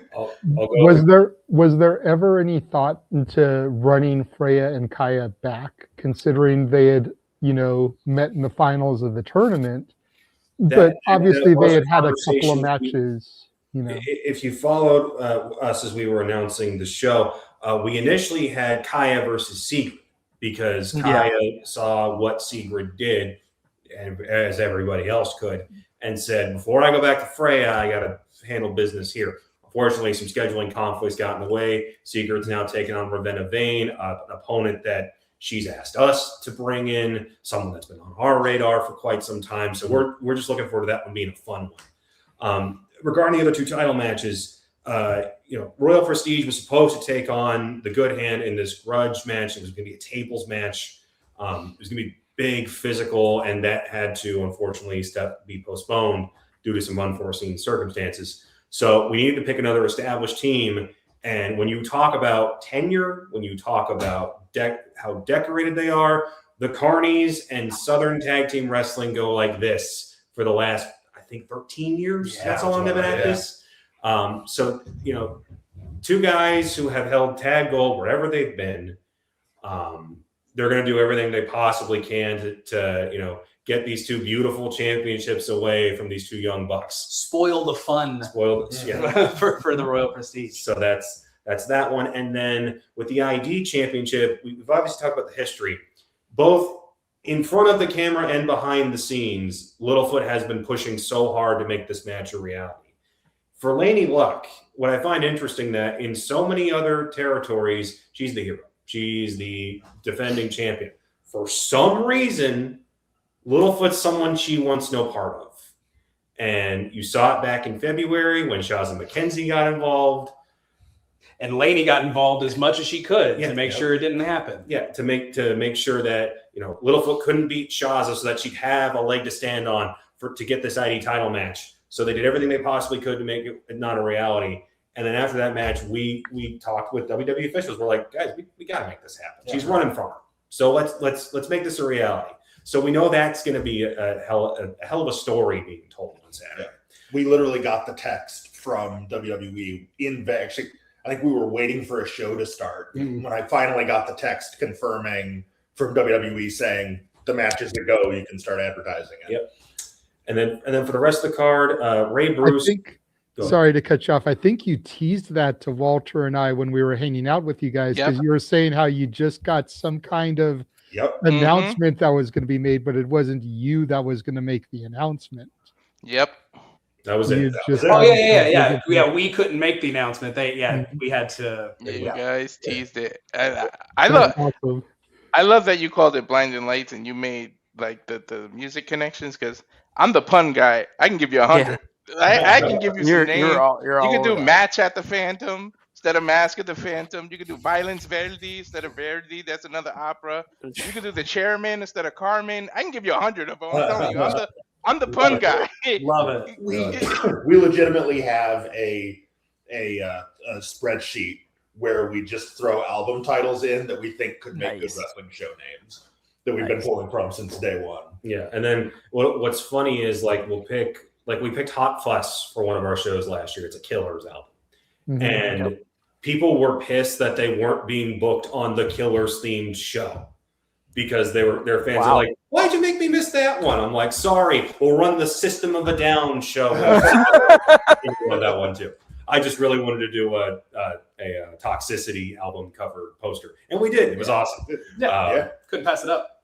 Don't forget about so we have 4 title matches on this card, but we do have a champion in a different promotion making their debut for Pro Wrestling Symphony as Hunter Drake challenges Adrian Thomas. And longtime fans will know the Crocodile has a lot of momentum and a lot of fan support in Pro Wrestling Symphony. Hunter Drake is brand spanking new to Symphony itself. And so I'm sure he's going to want to make a big statement going up against one of the semifinalists in the men's championship tournament in Adrian Thomas, who also is coming off the back of a huge win over Tim Bosby back at Undeniable.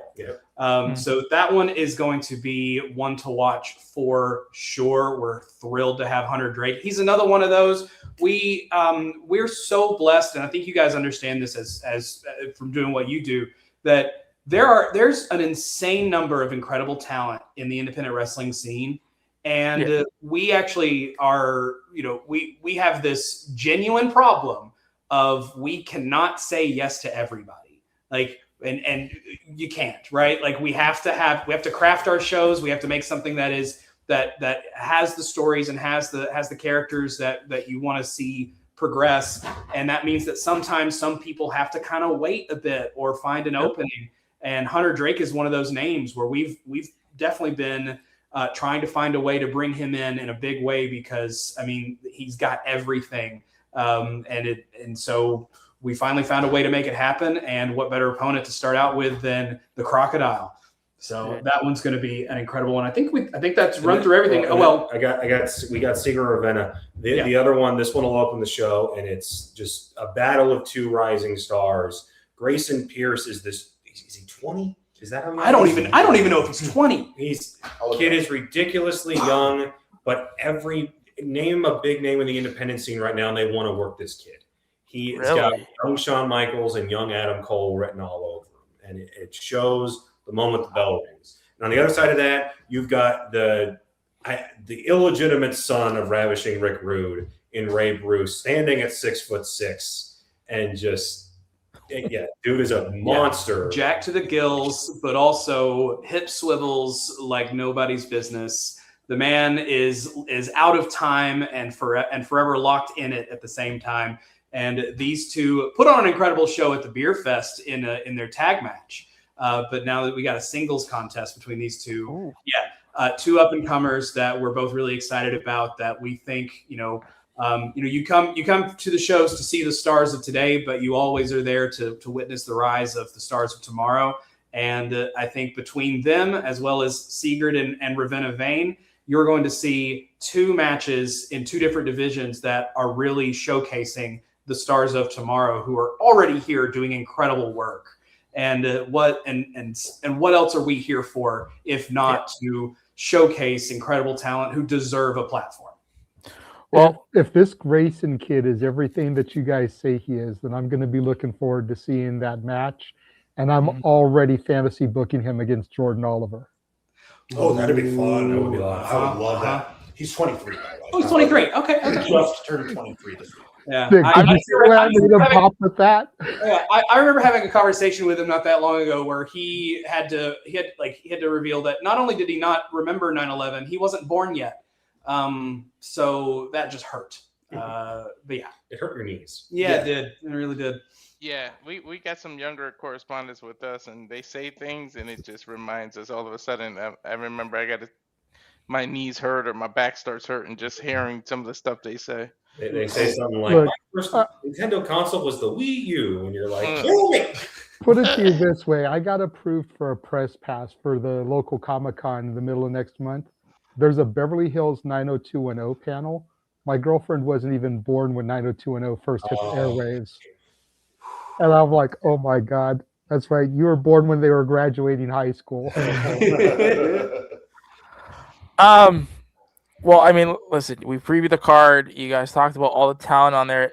I want you guys, and we've done this for a couple people, for the talent, hopefully some of the talent that are going to be on the show is watching this.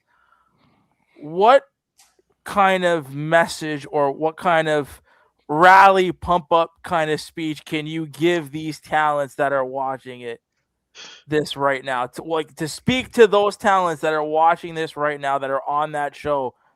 Give them some, because this card is in a couple days. So it's what do you got for these guys? I said this earlier, and I think it still rings here, and I think I can certainly. We are blessed to have an insane depth of talent to choose from, which means the people that we are bringing you on these shows, we have every bit of faith in that they are exquisite talents. And we know that given enough time, enough exposure, enough opportunity to shine, every single person on this card is going to do exactly that. And it could be May 2nd, it could be June 6th, it could be July 11th, it could be September 23rd, 2034. And I would still say the exact same thing, that every card that we have for Pro Wrestling Symphony is going to be chock full of talent that we stand firmly behind 100%. And at Blinding Lights, you have the opportunity to see 4 title changes, possibly, right? That is 4 opportunities for someone to be propelled to the stratosphere and reach new heights that they haven't seen before. And everybody else on that card has an opportunity to upstage all those title matches and leave people wanting to see more of them and outshining that. And so you got to put them on the biggest stage at Blinding Lights, May 2nd. Opportunity is a big part of that. I think that's a great word, because every person that walks into that building, fan, wrestler, whatever, for a lot of the fans, we have dedicated fans that are at every show that we recognize when they walk in. Like, oh, hey. They always go to the same spots in the GA. They go stand by the bar right by the entrance. We love those guys. But there will be people that have never seen these people before. There will be people that have never seen wrestling before, that are getting dragged by a friend, or they just didn't have anything else to do on a Saturday night. This is such a great opportunity for a Ray Bruce, or for a Grayson Pierce, or a Ravenna Vane, or an Alexis Littlefoot, or somebody to become somebody's favorite wrestler. Somebody's like their guy. Like, so many of our fans are Colby Carter guys. Like they wave the fat heads when he comes out to wrestler. They've got the if Colby loses we riot signs. Like, wrestling fans like imprint on wrestlers that they love. Like they're, penguins at the zoo. Like that's just a thing fans do. And this show, and I'd like to think all of the Symphony shows, are an opportunity for that to happen. For you as a wrestler to connect with that person there, who is then going to follow you until you're on TV every Monday night, every Wednesday night, every Friday night, whatever. They're going to be able to say, oh, I was there. I was there in Nashville. I saw that match they had with Sigrid, or with Grayson Pierce, or Ray Bruce, Colby Carter, Freya the Slaya. And that's going to be a point of pride for them, just like it should be for you as the wrestler, that you got to make that moment for them. I 100% echo what Pat's saying here. Connection is key, especially at this level. I've told the story a couple of times, but the first GCW show that we covered was Spring Break last year, which was the night that Jordan returned and formed Bust and the Brain with Alec, and they won the titles. So I've been connected to those two since we covered that event and been following them closely, to the point that when they did the Limitless show earlier this year and MJF offered them the contract in the ring, made them all elite, I shed a tear, because we've been connected to those guys so intensely since that moment. It's like seeing those guys that you invested in make that big jump to the point that Pat was just saying and make it. It's the same for music, right? Like, to me, I see so many connections in music in that way, that the stereotypical hipster that everyone likes to make fun of is the person that says, I was into something before it was cool, right? And this is that like heart and soul of that, when it's not about trying to one up somebody or seem cooler. It's about having that blessing of being able to say, oh yeah, I've been there from the beginning. And so then every step that you see after that is that much more impactful, that much sweeter, and that much more enjoyable or emotional, because you were there early on. And now more than ever, we need opportunities for especially children and families to be able to make it to shows and get invested and find those heroes, because ticket prices are expensive for some of the bigger shows. So our shows are always all ages, because we absolutely want to be able to introduce someone to their new favorite wrestler and move forward. And you know, my son still asks about wrestlers that he's seen on our shows. You know, he asks about Colby Carter, and he wears Kaya McKenna's hat. Like he, you know, and he's only ever been to, the only live wrestling he's ever attended has been at Pro Wrestling Symphony. And so for him, this is the biggest promotion in the world. This is the people that matter. And you know, that's all you could ever ask for from doing a show like this, is being that person, that hero to someone, or that villain. 100%, 100%. You know, I feel like we've probably touched on this a little bit throughout the entirety of our 2 hours, but we did say we were going to put a pin into it, and what goes into defining your identity. You know, there's a lot of different things. You know, you talk about it being all ages. You talked about how you guys originally were Sunday matinees. You talk about the importance of the music, like what goes into all the different elements, and where did the conscious decision, you know, who like contributed what, if you will, to creating that identity that is Pro Wrestling Symphony? Well, I'll go ahead and start, because I'll admit that I brought in a lot of this corporate talk into this in the early stages, where we were making all sorts of things. I'm getting my master's in accounting, so unfortunately they had to go through and have some secondhand lectures of a lot of that stuff. But I do have our values pulled up that we crafted before we, you know, this was well before we even established our LLC. This was in the early stages where we said, we want to know our identity before we even set off on this, because it's so much easier to go in with that, because it's sort of a roadmap for us to be able to move forward, right? So for us, we have 5 key values that we've really crafted. Number 1, pro wrestling is for everyone, and we've discussed that, you know, ad infinitum at this point. Where our very first match for our very first show was a women's tag match, because we wanted to emphasize that we care about both women's wrestling and tag wrestling, and dogs, Walter. And I swear he does this every interview. He just like senses it's coming to an end and interrupts. Like I don't know why he does that. And our number 2 value is Nashville deserves a great pro wrestling product, and that one's a bit more centrally located for us, but we believe in it. I mean, we live here, we call this place home, and we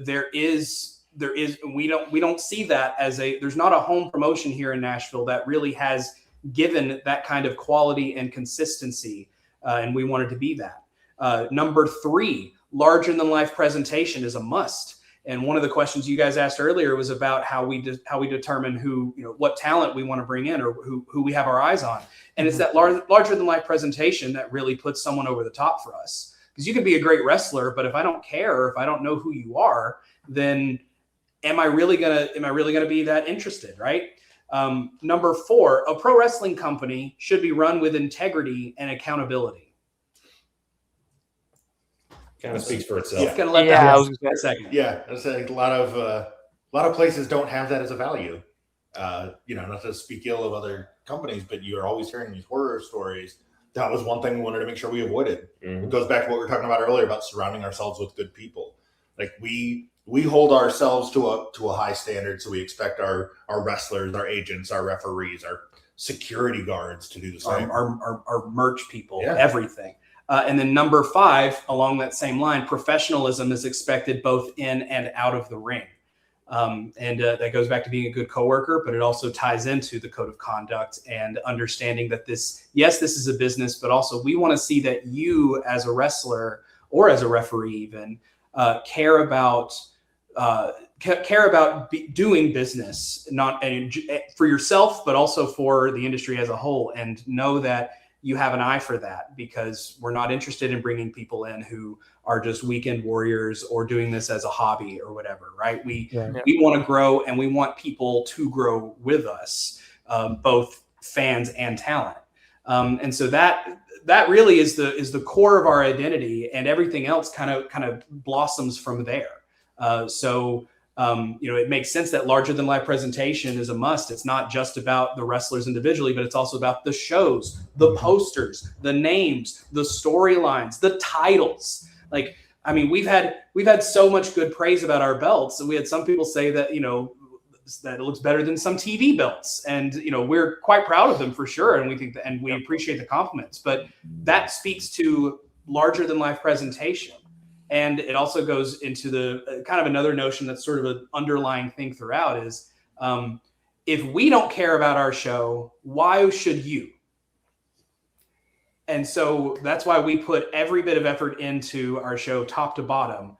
And we care just as much about the curtain jerker as we do about the main event, in terms of who is it, what are they doing, and what story are we telling, or where are we leading with this? And that's who we are. Our goal, I think it's an unstated goal. I don't know that any of us have ever actually said it in one of these meetings. Nothing should ever just happen on a symphony show.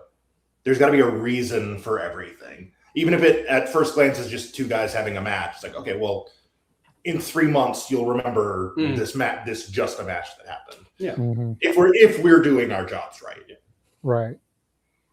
That I really love the larger than life presentation. Like that one is something that really resonates to me, because you make a valid point. It's like, you've got to have something that's drawing you in. Something that's going to hook you, whether it's look, or the way the wrestler defines their character, or an in-ring promo, a social media promo. You mentioned a name when you were discussing Ali earlier, and one of the people that I think really epitomizes all that is Koger, Atticus Koger specifically. Like, I've told my team, like, some of the video packages he releases on social media, you could see on a Monday, Wednesday, or Friday. They're that good and really helping to define who he is, what the Vandal mission statement is. Like, yeah, the video package that he made for the Hayabusa match at Spring Break was incredible. Yeah, so good. Yeah. And that's the level of dedication that we, certainly look out for, right? And I realize that people only have so much time, effort, resources, but there's a way to make it happen, and even if it's just going to a unique location to cut a promo instead of doing it in front of a green screen or in your car, that's at least something that you've done differently to make me look and to make me pay attention. Yeah. 100%. Go ahead, Nick. You look like you got something you wanted to say. I did. And I don't know. I wanted to say, because I don't know how long we have. You guys have been nothing but absolute great human beings.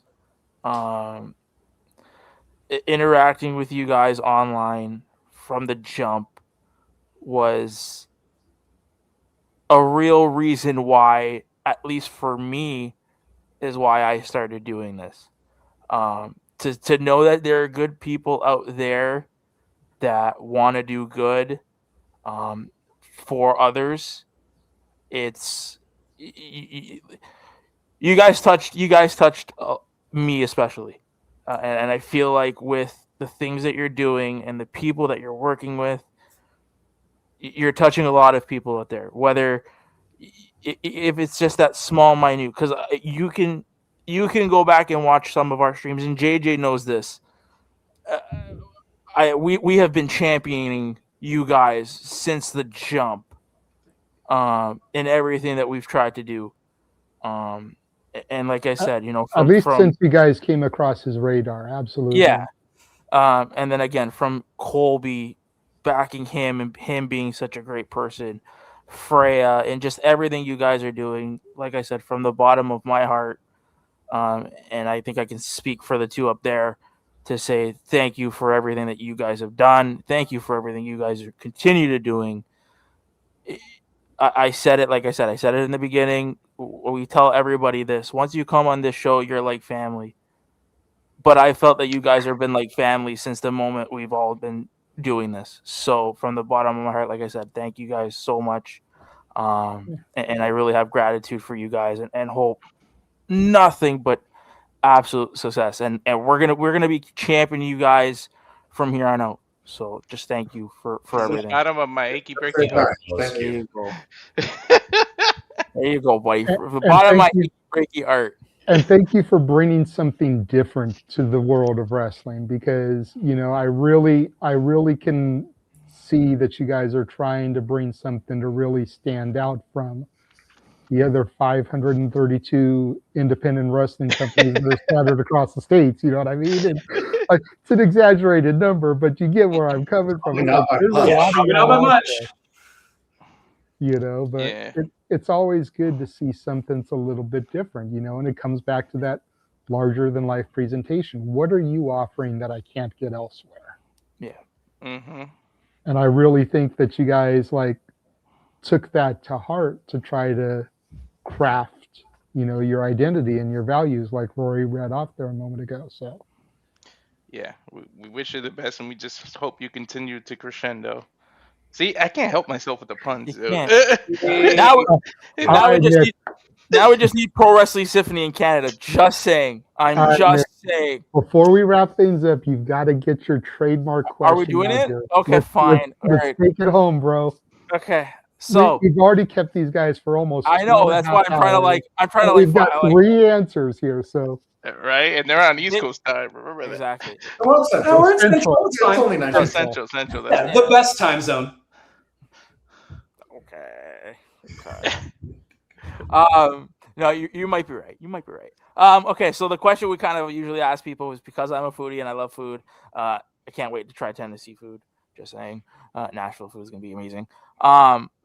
Big show coming up. I'm not saying by any nights, but in general, you got a big show coming up. What is the pre-show meal to get you guys? All right, my belly's full. It's time to go to work.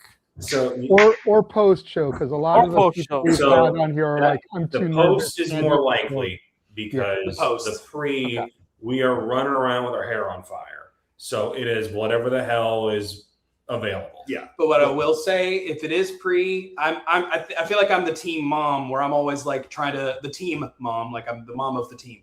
And so I'm always setting a reminder to be like, hey guys, have we eaten? Have we done anything to put any sort of food in our bodies? Because Pat's gonna be in a suit and announcing the whole thing. Connor is the maestro in the back, and I'm somewhere either behind the booth doing the music or the ringing the bell or something going on. So we all have to be on our A game here, right? So we need it. So I will say, shout out my favorite place to go so far. Tower Deli in East Nashville, Tennessee. Some incredible sandwiches in a local spot. Love them to death. And a great, easy thing, right? You just go in, grab a sandwich, maybe a bag of chips, and then you can have one person run and grab it and take it, bring it back to the venue. So that would be the pre. But post is probably more important. Yeah. Which is El Fuego Mexican food in East Nashville. Nothing hits quite like a good margarita and some whatever the hell you want, burrito, tacos, carnitas, whatever the hell. Just give me something because there's such an adrenaline drop from once the show is over. And at the end, you're just like, I'm dead, even though I didn't bump. So why am I dead right now? But you are, because you've been on your feet all day, building rings, tearing down rings, setting up chairs, barricades, banners, getting full-grown men and women to go do this, that, and the other thing for you. It's a full day. Yeah. So nothing hits better than some good Mexican food. We need meat, we need cheese, we need rice, we need tortillas. Yeah. Those are the 4 main food groups after a show. So pre-show, your head's on fire. Post-show, something else is on fire. Yes. Yeah. Exactly right. Yeah. Exactly right.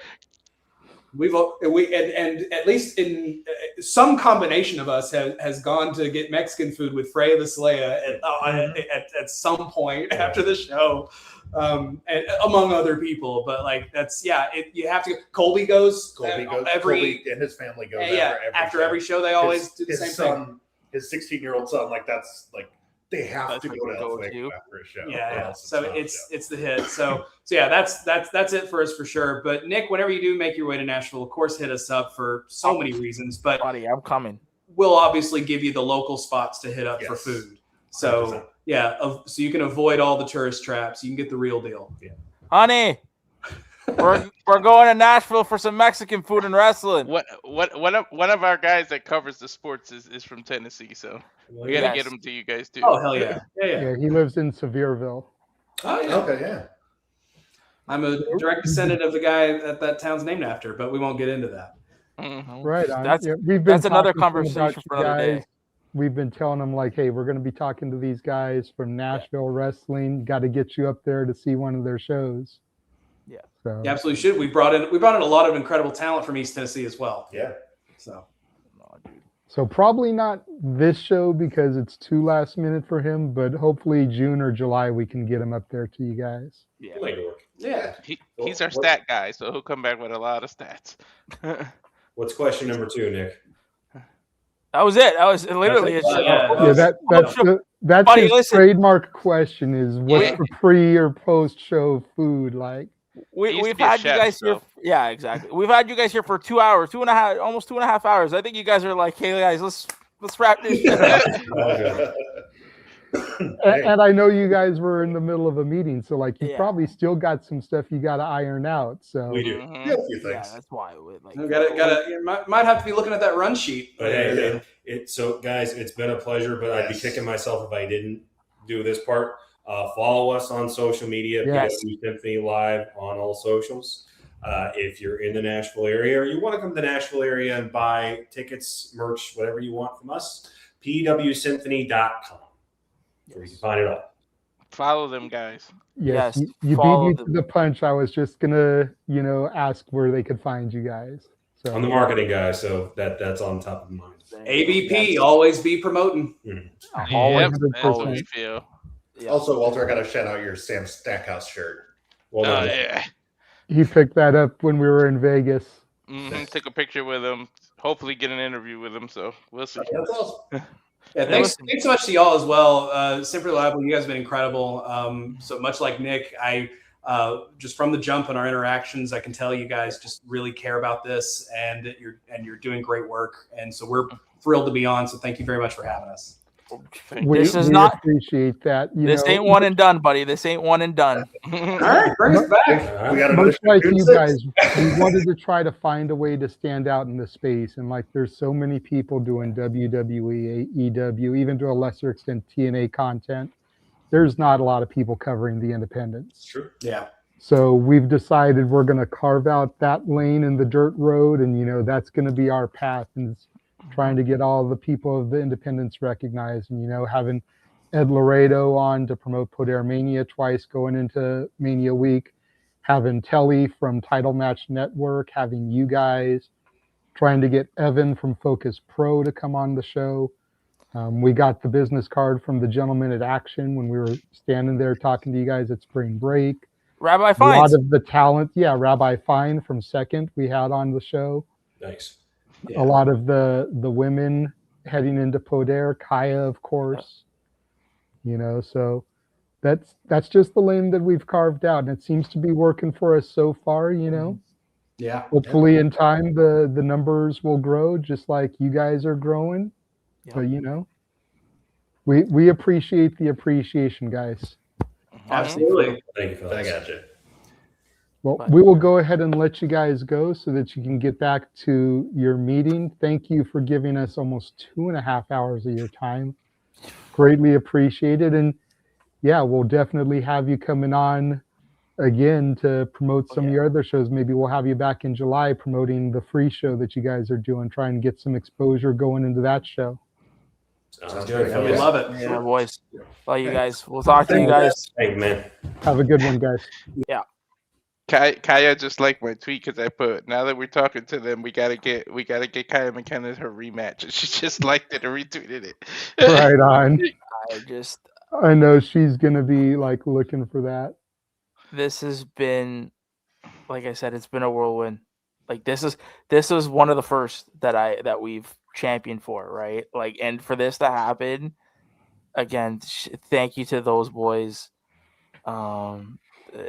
Nothing but genuine people. So You did good, kid. You did good.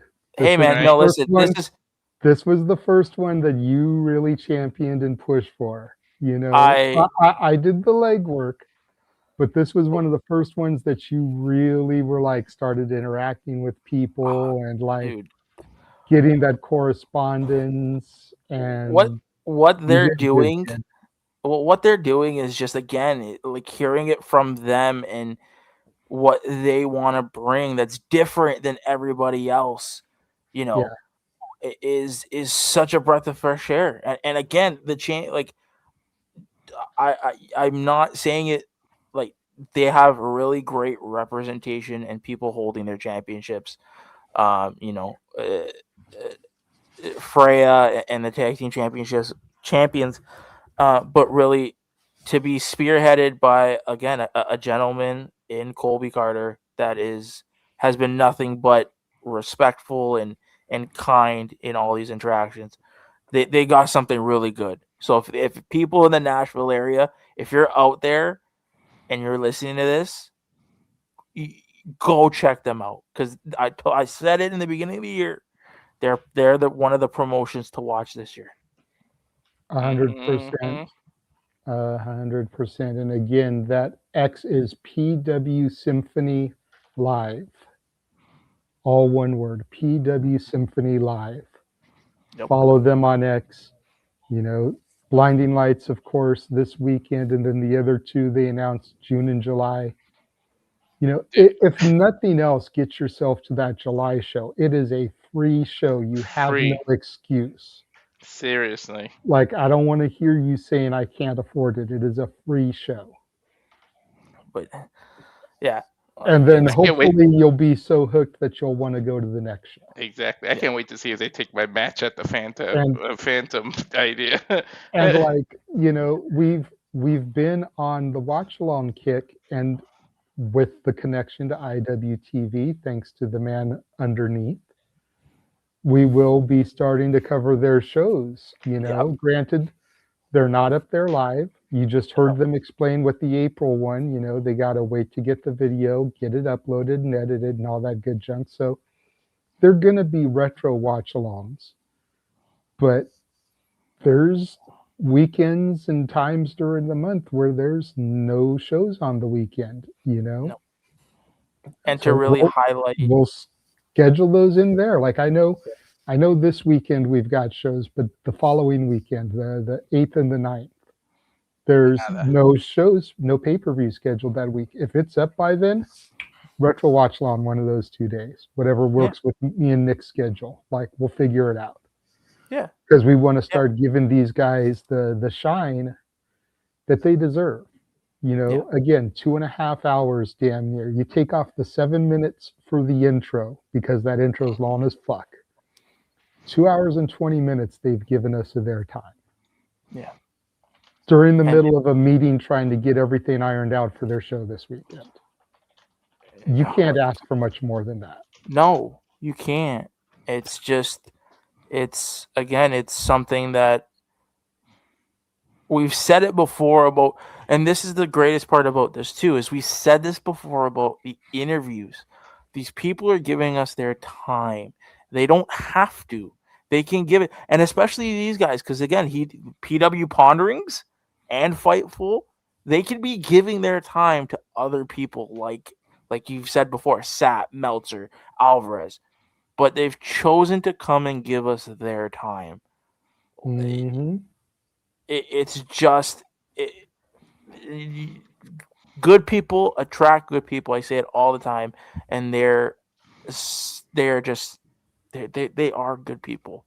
It's just there's not enough nice things to say. I've said it a couple times here the last couple weeks when it comes to my posts for Vandal 48. Game recognize game, real recognize real. Mm-hmm. They're pretty much in the same situation that we're in. Yeah. You know, we started the Simply Reliable Studios rebranding in August of 2024. We're almost 2 years as Simply Reliable Studios. They're not even a full year as Pro Wrestling Symphony. We just passed a year where we started really covering independent wrestling. Mm-hmm. We're literally on the same foot. You know, they're running shows, we're producing content. Yeah. You know, that's the primary difference. But we're pretty much on the same floor of this whole structure. And so that's why they give people like us the time, because they're still trying to get that name out to whoever will hear it. Yeah. You know, you made the point, Ponderings, Fightful. They'd probably have way more people watching than we do right now. 23 people watching our stream. They'd have a lot more people with eyes on that, but that may be 23 people that don't watch Fightful. That may be 23 people that don't read PW Ponderings. Yeah. That could be 23 brand new eyes to their product. Yeah. And they're really, like I said, they're really just, they're all, you can tell that they love what they do. Mhm. And that they really have the passion for this. 100%. So I think we would be remiss one more time not to thank Pat, Connor, and Rory for again giving us almost 2.5 hours of their time. Mm-hmm. You know, just a few days removed from their big show, Blinding Lights, which again, we will be retroactively doing a watch along for once it hits IWTV. Mm-hmm. As long as we don't get too blinded by those lights, we can do Right? it. That was a good one. Want to thank them again for their time. Want to thank Walter for joining me. Want to thank Nick again. Now, I'm going to keep putting you over this time, buddy. Just deal with it. You really helped champion in this one. You really helped bring this one into fruition. All the fuck yous and middle fingers that you sent to me and Walter via Messenger and live streams and even subliminally. You know, there were times when I was just talking to Walter in Vegas. He's like, "Oh, by the way, Nick says fuck you." How do you know? Oh, I just know. In the head. You know, so it's like you came through this time, kid. Oh, Keep it up. we got more coming. We definitely have a lot of things working. We have a lot of things on the go. 100%. But that being said, we are going to try to take the foot off the gas a little bit here Mm-hmm. with the interviews. Try to do it once a month to be sure, maybe twice a month going forward. You know, we don't need to be having interviews every week anymore. We're not rolling into WrestleMania. We don't need to give everybody and their mother a chance to get over. No. You know, this has been, I'm not complaining.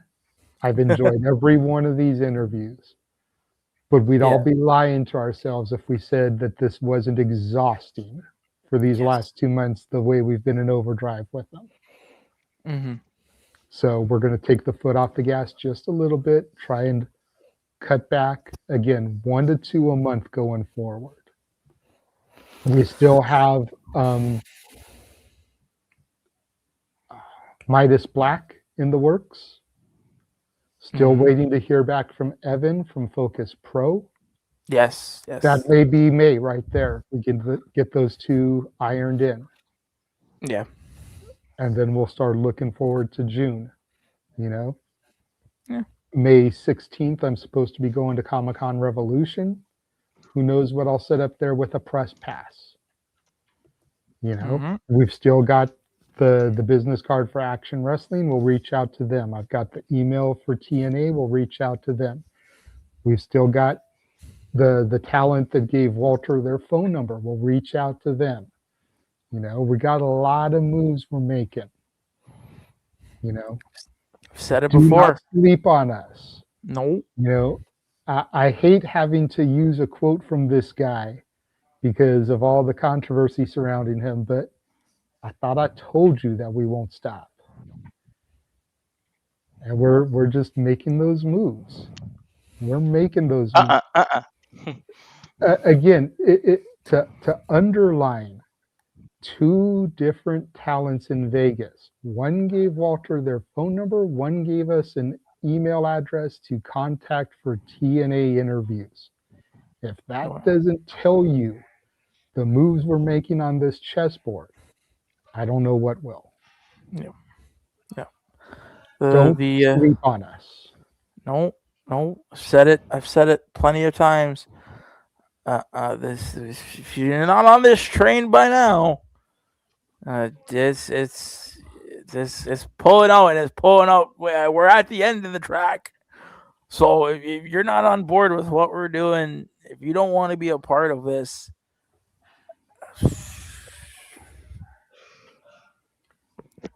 there's nothing else It to may say. be too late. No tickets left at the station. Nope. The train has departed the station. We are on the move at this point. You can't get on until we make our first stop. The train has left the station because trains always got stops they make along their way. So we have departed. Don't pull a me and drop JJ off at the wrong station either. To be fair, that was my bad because I didn't read. I assumed.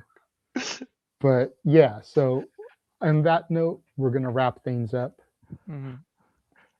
Make sure you guys tune in on Friday. We will have a double feature of watch-alongs. Tomorrow, Walter will be doing NBA playoff coverage for the Celtics 76ers. Saturday, we have a watch-along, plus we've got Shenanigans.